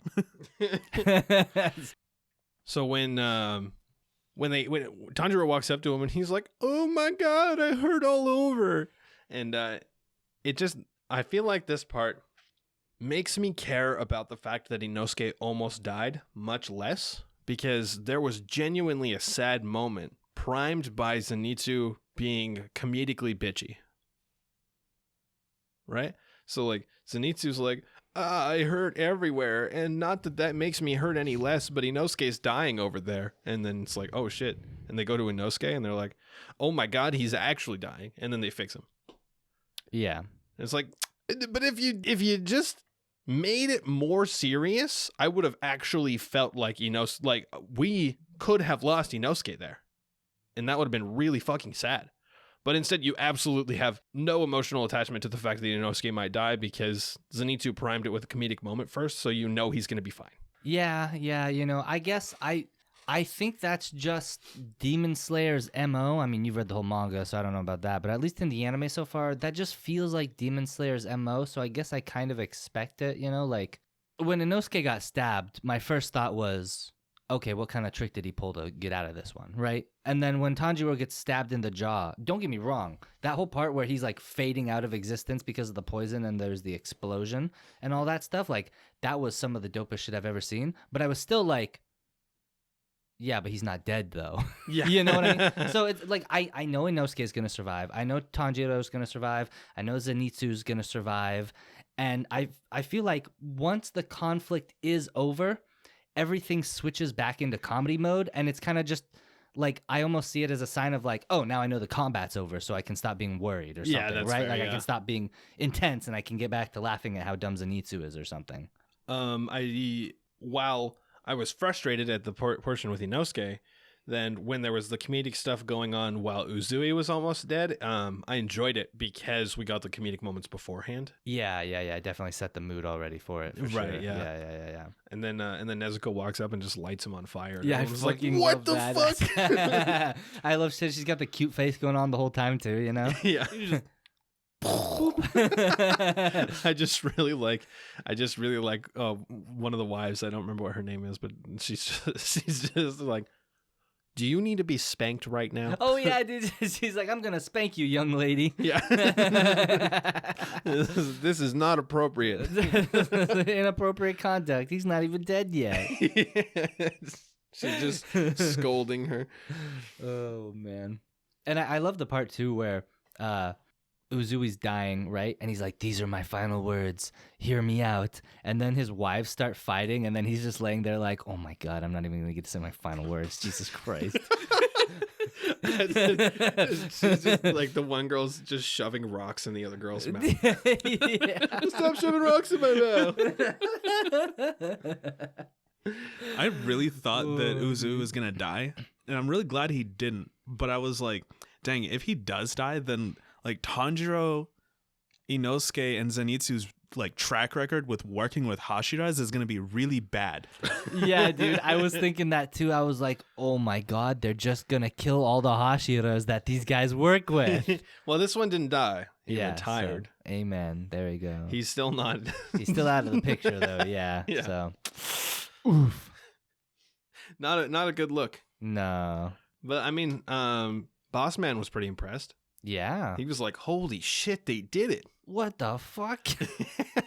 This sets a new precedence. It's an omen. Oh man, and the next season already got confirmed. Yeah. And I'm so excited. That arc is gonna be so fucking good. Dude, I'm so fucking hyped. That's my favorite arc in the whole series. Oh, really? Didn't Yeah. you say it was like the Sword Village arc or something? Yeah, that's correct. The Swordsmith Ooh, Village arc. Swordsmith Village. Dude, I mean, it sounds like they're gonna maybe like have something to do with the dude who makes swords for the Demon Slayers, or the other people who make swords for Demon Slayers, and that'd be really cool because I'd like to know more about them because we know zero right now. Yeah. Yeah. Maybe Tanjiro will get a new sword and it'll turn a color that swords can't turn. Ooh. Is there a color swords can't turn? I don't know. Pretty cool. That would be pretty dope. Isn't Tanjiro's sword fine right now? It's currently black, which Well, I mean, I'm- swords can yeah. turn black, but as far as I know, they can turn red, yellow, green, blue, or black. Something like that. Yeah. Yeah. But I mean, like, last time he got a new sword is because he threw it away and it got snapped in half. And the time before that was because he swung at a villain and snapped it in half. So, like, I don't know if you can just get a new sword when your sword's not broken. Well, I mean, with his track record, he's going to break it again. Fair enough. To be honest, I was actually surprised he didn't break it this fight. I thought for sure he was going to try to cut that main demon dude's neck off and it was just going to snap. Or like that scene where he's got him pinned on the ground with his sword and he's like trying to behead him and the dude's like screaming, pulling the kunai out of his leg. I thought for sure he was going to like snap his sword there. Yeah. You know what's interesting? Mentioning the demons. It's interesting to me, as somebody who read the manga also, that in the show, up until the point when they were dying, did you feel like they liked each other? I don't really feel like they liked anybody. I felt it was more of like the obligatory big brother, little sister relationship. But you felt that, right? Yeah, I did feel that like familial relationship. So in the manga, and it plays out exactly the same. It just feels different when you're reading it versus watching it. But I never felt like they actually liked each other at all. It felt like they fucking hated each other and they were working together anyway. Huh. And I think it's maybe just some of a little bit like tweaked translations, like slightly different words used and stuff. It could be. So where like, you know, he would say things like, my little sister is useless, so I have to protect her because she's stupid and stuff like that. Oh, And like when you say that, like hearing the way it's said and seeing his reaction in the show feels very different than when you're just reading it on the page, right? Yeah. So the whole time in this arc, I thought they fucking hated each other, and then they fucking hated each other, and then it told you about when they didn't hate each other. And I was like, oh, that's pretty cool. And in this one, it felt so much more impactful because it felt like they didn't hate each other until they were dying. Yeah. I would say that was definitely the sense I got, and I didn't read the manga, so I don't really get to feel that difference in perspective there. But I would say that it did feel very, very impactful, that fact that they were having that fight there at the end, because the whole time it did really feel like they were, I don't know, doing their family thing or something. I don't really know how to describe that, I guess. Yeah. If you have siblings, you understand the sibling bond. Yeah. Ah, yes, the sibling bond.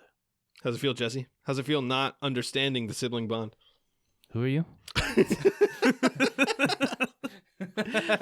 Chip and I both have many siblings. Jesse has 0 siblings.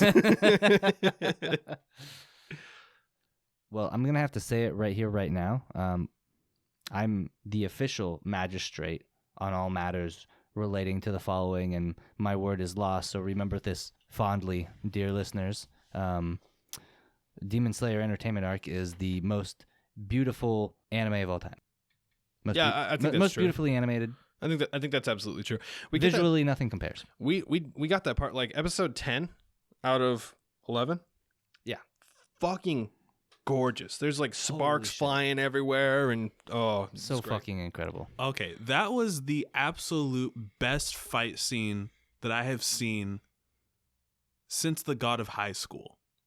Yeah, it's dude. Yeah, honestly, definitely. it's like nowadays, if Ufotable or Mappa are doing it, you know it's gonna be fucking great. Oh yeah. Now, that fight in episode 10, I got two things. First thing, huge praise. I got to say, a lot of shows, when you get really intense, really like superhuman fights like that, you know, you start getting the Dragon Ball Z characters are flashing around, disappearing, so they don't actually have to show them fighting. Dude, they animated all the fighting. It Yeah, didn't matter how every fast stroke. they were going. They showed it. You know, you might not have been able to like see it, but it was all animated. You could pause and everything would still be there. There was no disappearing limbs because they were going so fast. It was all there. It was all laid out. That fucking awesome. fucking incredible. And then we get the part where Uzui's one wife shows up, and Uzui is fighting main demon dude. And I think he's poisoned, but he still has both his hands. And she climbs up on the roof, and you like get this third person view from behind her of down in the street with Uzui and the demon. And it just transferred from Uzui and the demon flying around, lots of crazy fighting. The blood sickles are going, the music's going, all this intense battling and explosions and stuff. And then you get third person from behind Uzui's wife on the roof looking down at them, and you just see like they're doing some hops and some steps, and Uzui like blocks a slash, and then he like slashes at him. And I was like, is this what their fighting really looks like? Everything else is Inosuke's imagination.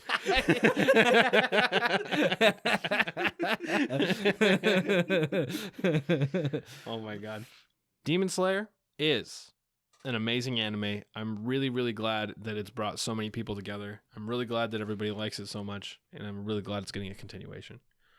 It's going to go down in history as one of the biggest anime ever made. Yeah, it absolutely will be. I think it's already on the level of notoriety of One Piece and Dragon Ball Z. Yeah, of course. Absolutely, yeah. More parents know about Demon Slayer than they do about One Piece, so there you go. In the U.S. That's all I should say. Yeah, that's all you need to know. Well, it's the end of the season. It's time. It's time. What's your guys' final rating of Demon Slayer, the Entertainment District Arc? I give Demon Slayer, the Entertainment District Arc, 8 crying siblings out of 10. I give Demon Slayer, the Entertainment District Arc, 9.5 angry Oni-chans out of 10. I give Demon Slayer, the Entertainment District Arc, 9 chibi Nezuko's carrying Tanjiro on her back out of 10. I can't believe Jesse rated this the highest. I already told you guys, this is the most beautiful anime in all of anime history. Nothing can beat it, so that's clearly all that matters. You're just usually the most skeptical. I am. Yeah, I would agree with that. And I think that's why I'm so impressed with Demon Slayer, because even when I have complaints about Demon Slayer, they're not really complaints. Like, I would say that the lowest grade I might give any one single point of Demon Slayer is like a C-. Yeah, that's pretty reasonable. And that's only because they reforced me to watch the fucking movie all over again. Yeah. It's kind of frustrating. I'm still mad about that. My biggest problem with this arc, and the reason that I'm not going to give it a 9 or higher, is that when I see fights happening in anime, I prefer there to be A fights and B fights happening, which we did get to an extent with Zenitsu and Inosuke taking down one, and then Tanjiro and Uzui taking down the other. But for the most part, this was 5 episodes of one fight happening, which is too fucking long. And it's the same. I talked about this last week on the podcast, or 2 weeks ago, but last episode on the podcast. When I read this part in the manga, I was like, wow. This fight is taking longer than I feel like it should. And then when I watched it in the anime, I was like, wow, this is gorgeous, and this fight is taking longer than I feel like it should. It's a great adaptation. I just still think maybe just a little too long for my taste. Okay, well, I see what you're saying. I'm going to have to disagree with you 100%. That's totally reasonable. I think this fight was exactly as long as it should have been. I think the length was great. I think the pacing was great. Yeah. I don't think that just because it was a long fight, it was dragged out. I'm just not as into fighting. Like, I think that, shonen is at its best when it's doing its storytelling, when people are talking and you're learning more about the world. The fights are really cool to see, but it's not my favorite part. See, I think that I think a good shonen makes the fights part of the storytelling. And I think that's exactly what this did. And I think it was 5 episodes of non-exposition storytelling through combat. Yeah, absolutely. So, I agree. Cool. 8 out of 10. Yeah, so the reason... That's a good rating. I don't know. You've given questionably worse shows higher ratings on this podcast. Very true. I've given shows that I think are better higher ratings on this podcast. Just because this show is gorgeous doesn't mean it's amazing. It is amazing, but still. All right, I'll give it an 8.2. Does that make you feel better? Yes. All right, 8.2. As long as there's a decimal in there, I'm okay. All right. 8.2 Wisteria covered kunais out of 10. All right. The only reason that this lost a point from me is because I have to agree with Adam with the fight taking too long. However, that would have been fine with me if there was another episode of this arc, because there was only 11 episodes. And the final episode, it was like an extra 10 minutes. I don't get it. Saying- This fight was too long. I wish there was another episode of this. What the fuck are you talking about? I don't even agree with you, and you're agreeing with me. So basically what I'm saying is the length of the fight would have been fine if there was another episode of this anime. It doesn't necessarily have to be of the fighting. It could have been like something leading up to the fighting or something after the fighting. I got some news for you, man. What? There's gonna be another episode next season. Yeah, that doesn't count. This is not where the show ends. I'm only rating this 11 episode block of the anime. I'm not rating the rest of it, anything future or past, just this 11 episode block. I feel like there should have been one more episode in this arc that wasn't the fight. All right, fair enough. Yeah. Okay. Yeah, sure. And that's the only reason it lost 1 point from me. Fair. You know what? I take it back. I would normally give this show a 10 out of 10, but I don't like Zenitsu, and he knocks a 1.5 off of it. Also reasonable, to be honest. Yeah, actually, sorry. Zenitsu knocks 5 points off, but sleeping Zenitsu adds 3.5 points. Okay, got you. We'll stick it in an 8.5. Yeah. 8.2. Yeah. Okay, sure. Yeah, that makes sense. Yeah. 8.2. 8.5. Yeah. 8.25. It-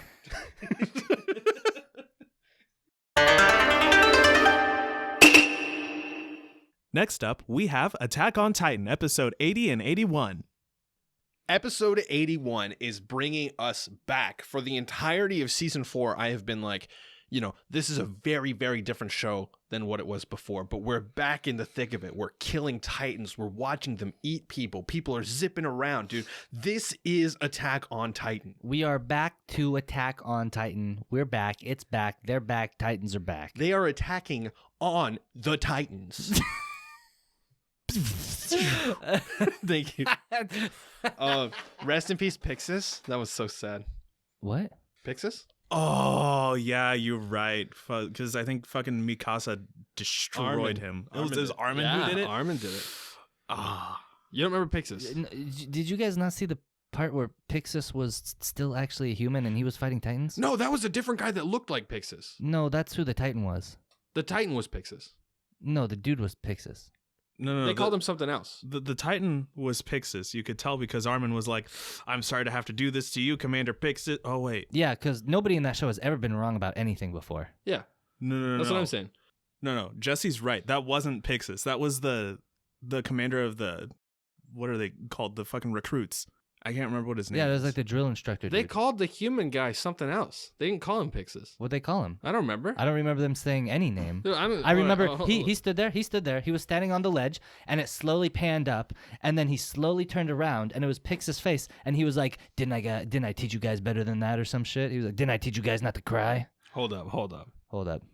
Well, while Adam looks this up, and maybe what he finds is going to totally debunk this completely, but my thoughts is that, the crew is going to run into Pixis, and they're going to be like, "Oh, holy crap, we thought you were Titan, we thought you were dead." He's going to be like, "I'm a badass old man. It's time to fucking stomp some Titans." Yeah, he wasn't.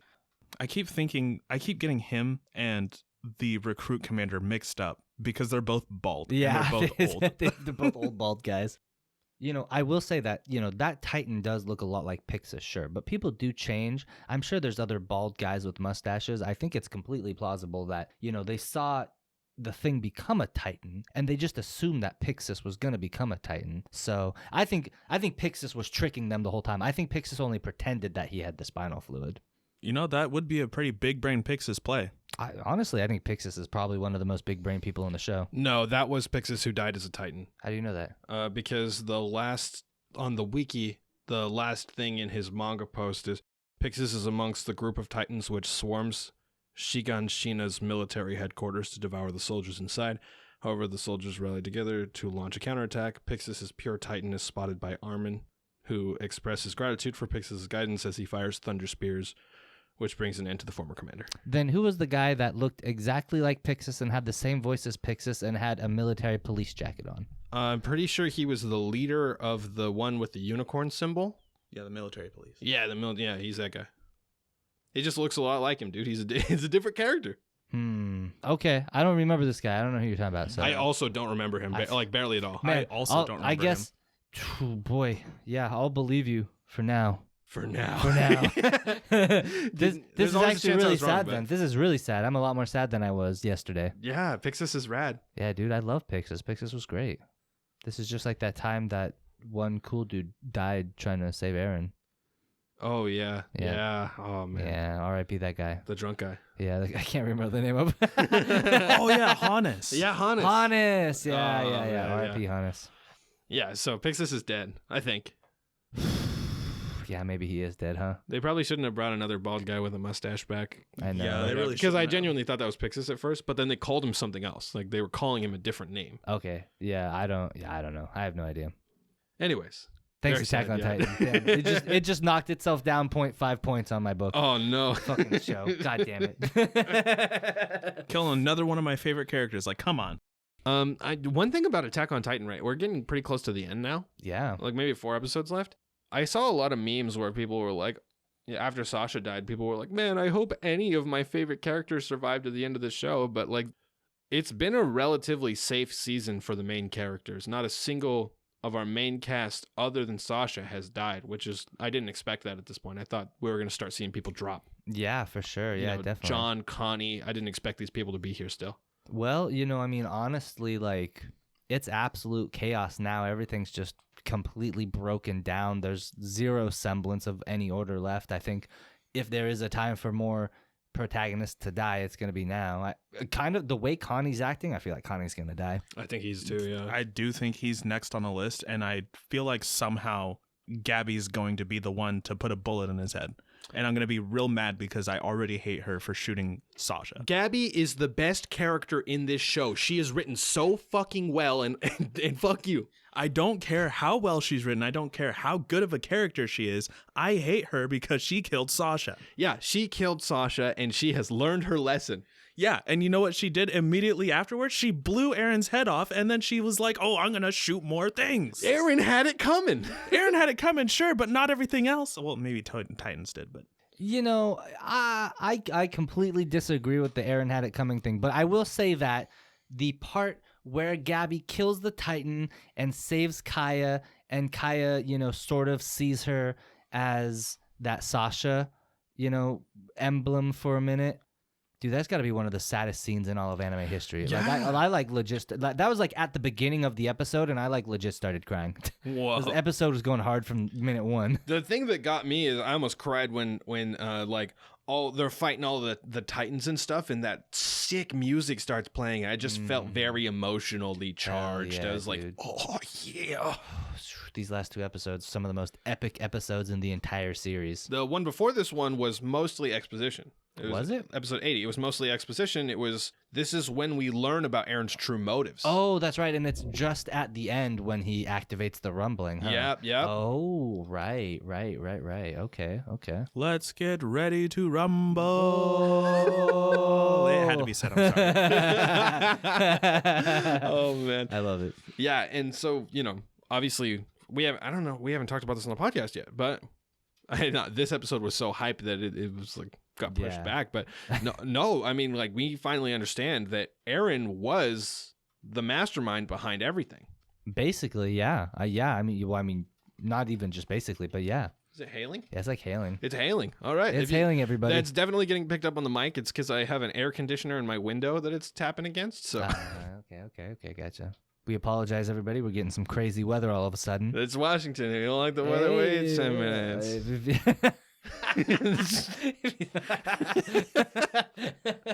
Literally, though. I mean, I think people say that in every state. I'm pretty sure. I don't think so. You know, is that just something people in Washington say? Maybe a lot of states. I don't know. I've only heard people in Washington say that. I've only heard people in Washington. I've never been anywhere else. Anyways, Attack on Titan. Yeah, Eren, it had to get explained to me from a friend because I was like, how the fuck is Eren the mastermind? I remember seeing him as a plucky kid. What happened? Yeah. But apparently, when he touched Historia, he activated the power of the Attack Titan, which allowed him to see the future and that's why he turned out how he did, because he saw the future. He saw how things had to turn out, the only way they could win, and he needed to make it happen. Yep. Yeah. And then he made his dad kill some guys. Yeah. Then He made his dad kill some children. He's like, his dad kills some children. "What are you doing, Grisha? Isn't this what you came here to do? You're gonna be a little bitch now, huh? Huh?" Getting all up in his face and shit. My favorite meme I've seen so far is it's a picture of him leaning in talking to Grisha, and then it's a picture of Mount Rushmore, and it's like Abraham Lincoln, and then who's to the left of Abraham Lincoln on that? Is that Roosevelt. Yeah, I thought so. Yeah, it's like Roosevelt, and it's like the exact same pose. It's just Roosevelt leaning in to talk to Lincoln. That's incredible. Oh man. Oh, dude. Yeah, and also we learned where the Titans are from, and by that I mean the author was like, "I don't know, you figure it out," because they were like, aliens, magic, could be. It's sure. both. Yeah. He's like, could be aliens, could be magic, could be from the deep recesses of the ocean. Nobody knows. And I honestly, I like that answer. Me too. Yeah, I think that if they had tried to explain it, it probably would have destroyed the lore of the series, right? You know what I mean? Like, because part of the lore is like you just don't know. Nobody knows. It's a great ancient secret. It goes back to the old gods, probably. Kind of thing, right? So, Ancient family secret. Yeah. Ancient family secret. Secret tunnel. Are you guys with or against Eren at this point? Now that we actually know what his plan is, what do you think? I'm with Eren. Yeah. Unfortunately, I also have to be with Eren. I feel bad for what is the black gentleman's name? It's like, oh, I don't remember his name. Yeah, they like purposely gave him like an overly complicated name. Like they said straight up, like in the first few episodes of season 4, that his name was hard to pronounce. To be honest, the only it's Onyan Kopon. Oh yeah, Onyan Capone. Onyan Capone. Onyan Capone. Okay. No I wonder I just didn't remember his fucking name. Yeah, I just feel bad for him, dude. Yeah, I feel bad for him too. He's like, I but mean, that's like my family out there. I feel bad for him. I feel bad for Mikasa. I feel bad for Armin. I feel bad. I mean, they're gonna be fine. Maybe. Oh yeah, we don't know that for sure, No, but we I mean, just they're don't know within that the yet. walls. Like, Yeah, okay, the rumbling will not affect them. Well, I mean, you want to say that, but the rumbling is currently in the process of killing hundreds of their own soldiers. So. No, the rumbling wasn't doing that. That was Zeke's Titans. Oh, I guess that's true. You're right. You know, yeah, that's an interesting thing. And I guess I was thinking about it, and you know how they were like, if Eren has the founding Titan powers and he can control the Titans, why isn't he turning them back or stopping this? And I think it's for the express reason that it was Zeke who created them, so Eren can't do anything about that. Yeah. So that is really unfortunate, yeah. But not Eren's fault. Right.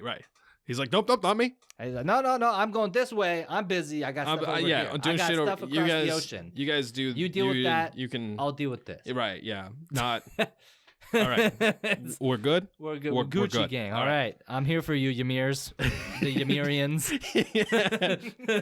I got your backs. I really like also the idea that Connie, you know, he was like, no, we're feeding Falco to my mom. And the reason I like that so much is because it brings that back from season 2 when we find that out, right? Like, it links it back in, which is so important in this kind of story when you've got this big, massive mystery going on. Is like bringing back elements from the previous parts is what makes it feel like one connected story. And it would make sense that Connie would really want that. Yeah, I think that moment alone shows Connie as a character more than any other moment. Like, I think if they had him do anything else in that situation, I think they would have ruined his character, right? Like, that exemplifies him so much. Especially, like, you know, he just lost Sasha, and Sasha and his mom are like the only two important people to him. Yeah. That's all he has left. And he's kind of, you know, they're broken at this point. It's like everything's gone. And he's like, well, fuck, you know, like, shit, if we're going to rumble everybody, might as well get my mom back. You know, he makes a pretty good point, to be honest. But I also, like, I see it from Gabby's perspective too, you know, where she's like, this is like the only person I have left also. Yeah. It sucks to suck. Here's what I have to say to Gabby. You're a fucking Eldian. Get over it.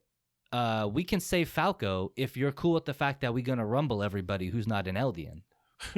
Well, technically, she's only an honorary Eldian. She's one of the Ymir. No, she's an honorary. Oh, Eldian. Marleyan. Oh, my apologies. Yeah. She's got the blood of the Eldians, right? Yeah. So Yeah, my apologies. I just got mixed up for a second. that's all good. Or wait, no, I guess, are the Eldians the one on the island and the descendants of Ymir? Is that how that works? Or? Yes. They're all descendants of Ymir. It's Oh, no, but the Paradisians are the one who live on the island. right. Wait, Eldians. okay. So the descendants of Ymir is like the Titan line, and it was the Eldians who stole the Titan line by forcing that slave to bear children. So they're descendants of Ymir, but they're also of the historical Eldian lineage. Right. Correct. Yeah. Yeah. Damn, dude, this is like some real archaeology shit going on here. Yeah. Very well explained. I think. Yeah, I'm honestly impressed. Honestly, like, I think I've said this before. I was a little on the fence in the first half of Attack on Titan season 4. The genre shift was very jarring to me. I really, really liked the first 3 seasons with the whole horror mystery Titan aspect. Yeah. And then changing it to like a World War II era war story was Strange, to say the least, at the time. yeah. But I think I'm all in now. I think they've done enough with it that I'm very into it. Yeah, for sure. I think it probably was the best move, I think just being like, okay, we did this. This is where we need to go right now. You'll understand soon. Yeah, exactly. Oh, I haven't said it yet, but I think I'm Team Eren also, but I haven't really decided. That's fair. I'm Team Eren, but I don't like it. I'm Team Eren, but I'm not happy. Throw that on a t-shirt, man. I'm Team Eren, but I don't like it. Okay, I have a question for you guys then, especially since, Adam, you're on the fence. I was looking at Eren's character on the wiki. I don't even remember why I was doing that. Good thing I didn't see any spoilers. Jesus Christ. Why am I I can't say that. But on the wiki, it says that Eren is an antagonist and a villain of the story. How do you feel about that? I'd say 1 week he got #1 spot for both hero and villain in anime rankings, which In the same week? yeah, for the weekly rankings. that was very funny. Incredible. He's exactly what anime needs, a hero who's also a villain. He's not the hero we wanted, but he's the hero we needed. I mean, he's Lelouch. He's light. It's the same kind of thing. I don't know. He is similar, I'll agree, but I feel like he's very different from Light in one way, and it's that Light thought that he knew best and that he knew how to make the world how it should be, and so he tried to seize upon that opportunity once he had the power to do so. I think that Eren knows he doesn't know what's best, but he knows what is coming, and so he's buckling down as the sort of, I'm the only one who has the strength to get this done, and I'm gonna protect my family. You know what I mean? Yeah. So I think they are very similar, but I think Eren's is more noble. I guess that's what that comes down to. I think Eren is more noble than Light. That makes sense, yeah. Because he's doing it for a good cause. Light was doing it on a power trip. Yeah. I think Light started off doing it for a good cause, but it turned into a power trip. Maybe it's the same way for Eren. I'm not really sure, but I mean, this dude was willing to sacrifice the people his relationship with the people he cared about to save those people, So that's kind of, Yeah. I think that's like the most powerful summary of what he's doing. I think I agree. Yeah. He's definitely a villain to the Marleyans, though. I'll give him that. Yeah, Yeah. true. If you're a Marleyan, yeah, Eren's a villain. I mean, to be honest, the Marleyans kind of real shitty over Yeah. the centuries. I mean, I guess they had somewhat of a good reason because the original Eldia clan kicked their ass so often, but I mean, I don't know, man. Yeah. It's been a minute. I don't know. That's a hot philosophical question, right? Did the ends justify the means? Are they allowed to torture and imprison the Eldians because the Eldians tortured and imprisoned them? I don't It's know, like dude. the sins of the father, right? Yeah, exactly. But in this case, it was the sin of the son pushed onto the father. because Eren's the mastermind. Oh man, that's true. We need to address the elephant in the room.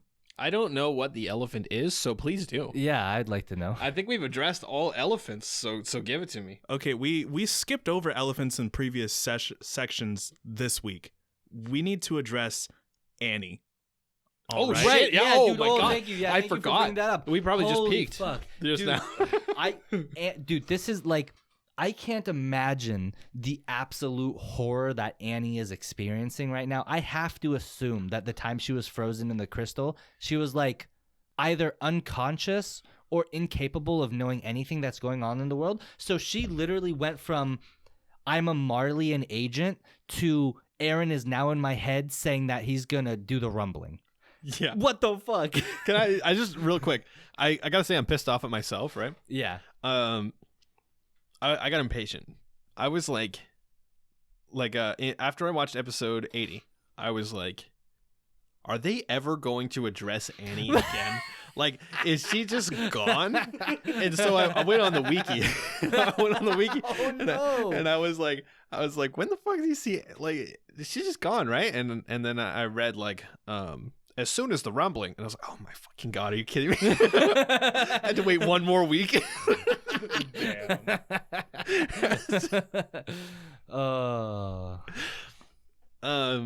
Yeah, I'm pretty sure. I couldn't tell. I could not tell from the brief glimpse that we saw of her if she looked like she aged or not. She didn't look like she aged at all to me. She didn't look like she aged, and she also looks like she's having a real hard time breathing. Oh, dude, she looked fucked though. Like she was like, not having a good time. Yeah. I'm just straight up not having a good time right now. Dude, I don't even have any predictions. With Annie, like she's kind of like she's a wrench in everything. And I don't know what she's going to be a wrench in, right? Yeah. Like, because we don't know. Because she was like frozen. Was that at the end of season 1? Yeah, it was. Like, she was frozen right away. As soon as we learn about people becoming Titans, they're like, okay, Annie's frozen and she's gone now. And so, like, we don't know how strong her actual allegiance to Marley is. We don't know if she's a double agent. We don't know shit if she even knew anything about Ymir or any of that stuff. Yeah, we don't know jack shit about Annie. So she is like the most wild card possible. Yeah. Yeah.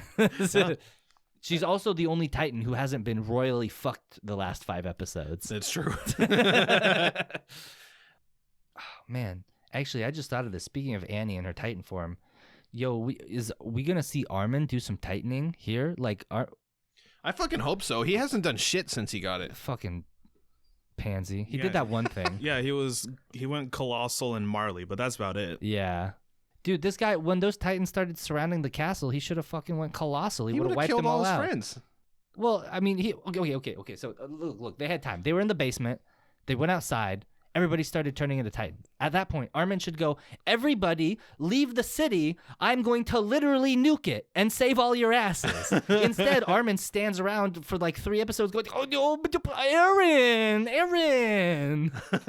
Eren's got a plan. But I mean, he shot Pixis. That's something. Yeah, that's true. I think that was a really, really strong moment for Armin, now that I know that it is Pixis. Oh, man. All right, I have a prediction that by the end of the series, Mikasa is going to obtain the female Titan and kill Eren. Whoa. That sounds like something you got out of a spoiler. Is that a spoiler? It's not a spoiler. That's a good theory. I was thinking about it and I'm like, the female Titan kind of did just look like a blonde ass Mikasa. So what if she got the female Titan and killed Eren to save the world? Does the female Titan need to be a girl? See, that's another question. That's the a real question question. I've been asking myself lately. That's what we really need the answer to. Yeah, because, they called it the female Titan before they understood any of this Titan stuff. And, like, nobody's ever mentioned Annie again. So Sam, who recently watched through the whole show, mentioned to me that when they talk about the different Titans' specific powers, they say that the female Titan is a jack of all trades. It can do a little bit of everything. That's why you can that's do right. That's a little right. bit of fighting, a little bit of hardening, Okay. But that's all I got. That doesn't fucking help anybody. Yeah. Oh, you know what? That kind of explains why she was able to do the hardening around herself so, like, I don't know, permanently, I guess. She was honestly, it's so big brain, right? Like, Yeah. now that we know that that's not like a normal thing. Yeah, like she was using her little bit of like Warhammer power she got going on, you know? That's what I feel like, at least. Yeah, absolutely. Oh yeah, dude, she definitely was. Wow, that's super crazy. And also, I can't help but notice Eren uses the Warhammer power like really terribly. He's not good at using it. Eren has never been a good fighter. No. For the record, he just got it. Come on, like Like he Also just got fair. it, but you pick up a sword for the first time, you know how to use a fucking sword? mean, no, but but I'm this still is going like- to use the sword instead of like using the fucking hilt to hit people with. Like, come on. but this is like latent mystical power that's like literally been fused into his DNA or some shit. Like, shouldn't he have thousands of years worth of knowledge like flooding into his body about how to Okay, use it? you got me know? on I that don't one. fucking know. Yeah. Speaking of Eren too, I'm gonna keep saying this about all the characters. Speaking of this character, speaking of Eren though, we just saw him turn into like a giant snake bone rib cage thing. Yeah. What the fuck is that? Holy shit! So That's the original Titan gene. That's or the whatever. founding Titan. Yeah. yeah, that's like part of the founding time. Because you remember when it would show the flashbacks of Ymir going to war with the troops and her giant Titan form, she had the ribs sticking out like that. Well, yeah, but this one was like, you know, that creature that like stuck into Ymir's spine and gave her the powers. Yeah. He looks like that, except it's made out of bones. You don't have a neck rib cage? I thought that was That's normal. 20 miles long. Damn, bro, what have I been missing out on? Am I a giraffe? It might be like the incomplete form because I mean Eren doesn't have all the Titans. He's only got what, the Attack Titan, the Founding Titan, the Warhammer Titan, and That's it. you know, it's literally Oh it. yeah, I guess so, huh? So he's Yeah, got maybe. like, I've been waiting for him to eat some more people. Dude, I thought he was gonna eat Zeke. He's really missing out on that one. He fucking tried. Oh yeah. And actually then he got his head shot off. Yeah, but I mean, then he Where came is back. Dude, isn't Zeke still just like laying there on the wall? I sure think he is. he's just like all this is happening and he's just laying there like, oh my god. And Rainer's like Eren. basically dying right now. Like Yeah, I mean, Eren like took away people's ability to use their armor, so he's now he's just the Titan. Yeah. Oof. really hit Reiner harder than everybody else. Oh man. That's so sad. I'm the naked Titan. I'm the naked Titan. I'm the unarmored Titan. Oh man. Damn. I think I mean the jaw Titan, the jaw is also like that metal stuff, isn't it? I don't know because Yeah, it wasn't when When Ymir- Ymir used it, but it was when Porco used it. yeah. So I don't know. yeah, I think I don't the understand. reason it wasn't when Ymir used it was because she didn't know that she was the Jaw Titan. So when she was turning into a Titan, she wasn't focusing on like forming the jaw. Yeah, you know. her form did kind of looked like a bastardized Titan. You know, it was like just kind of weird looking, right? She looked like all the other Titans, just Nimble. nimble. Yeah. So All right, that's going to be it for this week. We're going to hit you guys with a new episode in 2 weeks. We're only down to 3 shows now. No more Demon Slayer, so we'll be talking about Attack on Titan, Orient, and Platinum End. We're getting close to the end of the season, so let us know what you're thinking about everything. We always love to hear people's theories on stuff, especially with how big Attack on Titan is right now. Let us know what you're thinking on Attack on Titan. We'll see you guys in a couple weeks. Thank you all so much for watching, and I'll see you later.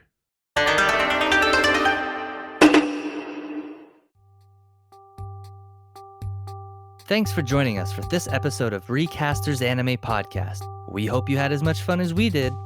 Feel free to check us out on Facebook. We post anime-related memes there almost daily. Let us know what you think of the current anime season, or even just say hi. You can look forward to weekly releases every Tuesday morning on platforms like Spotify, iTunes, Google Play, and Stitcher. Tune in next week for more anime discussion. Ja, mata raishu!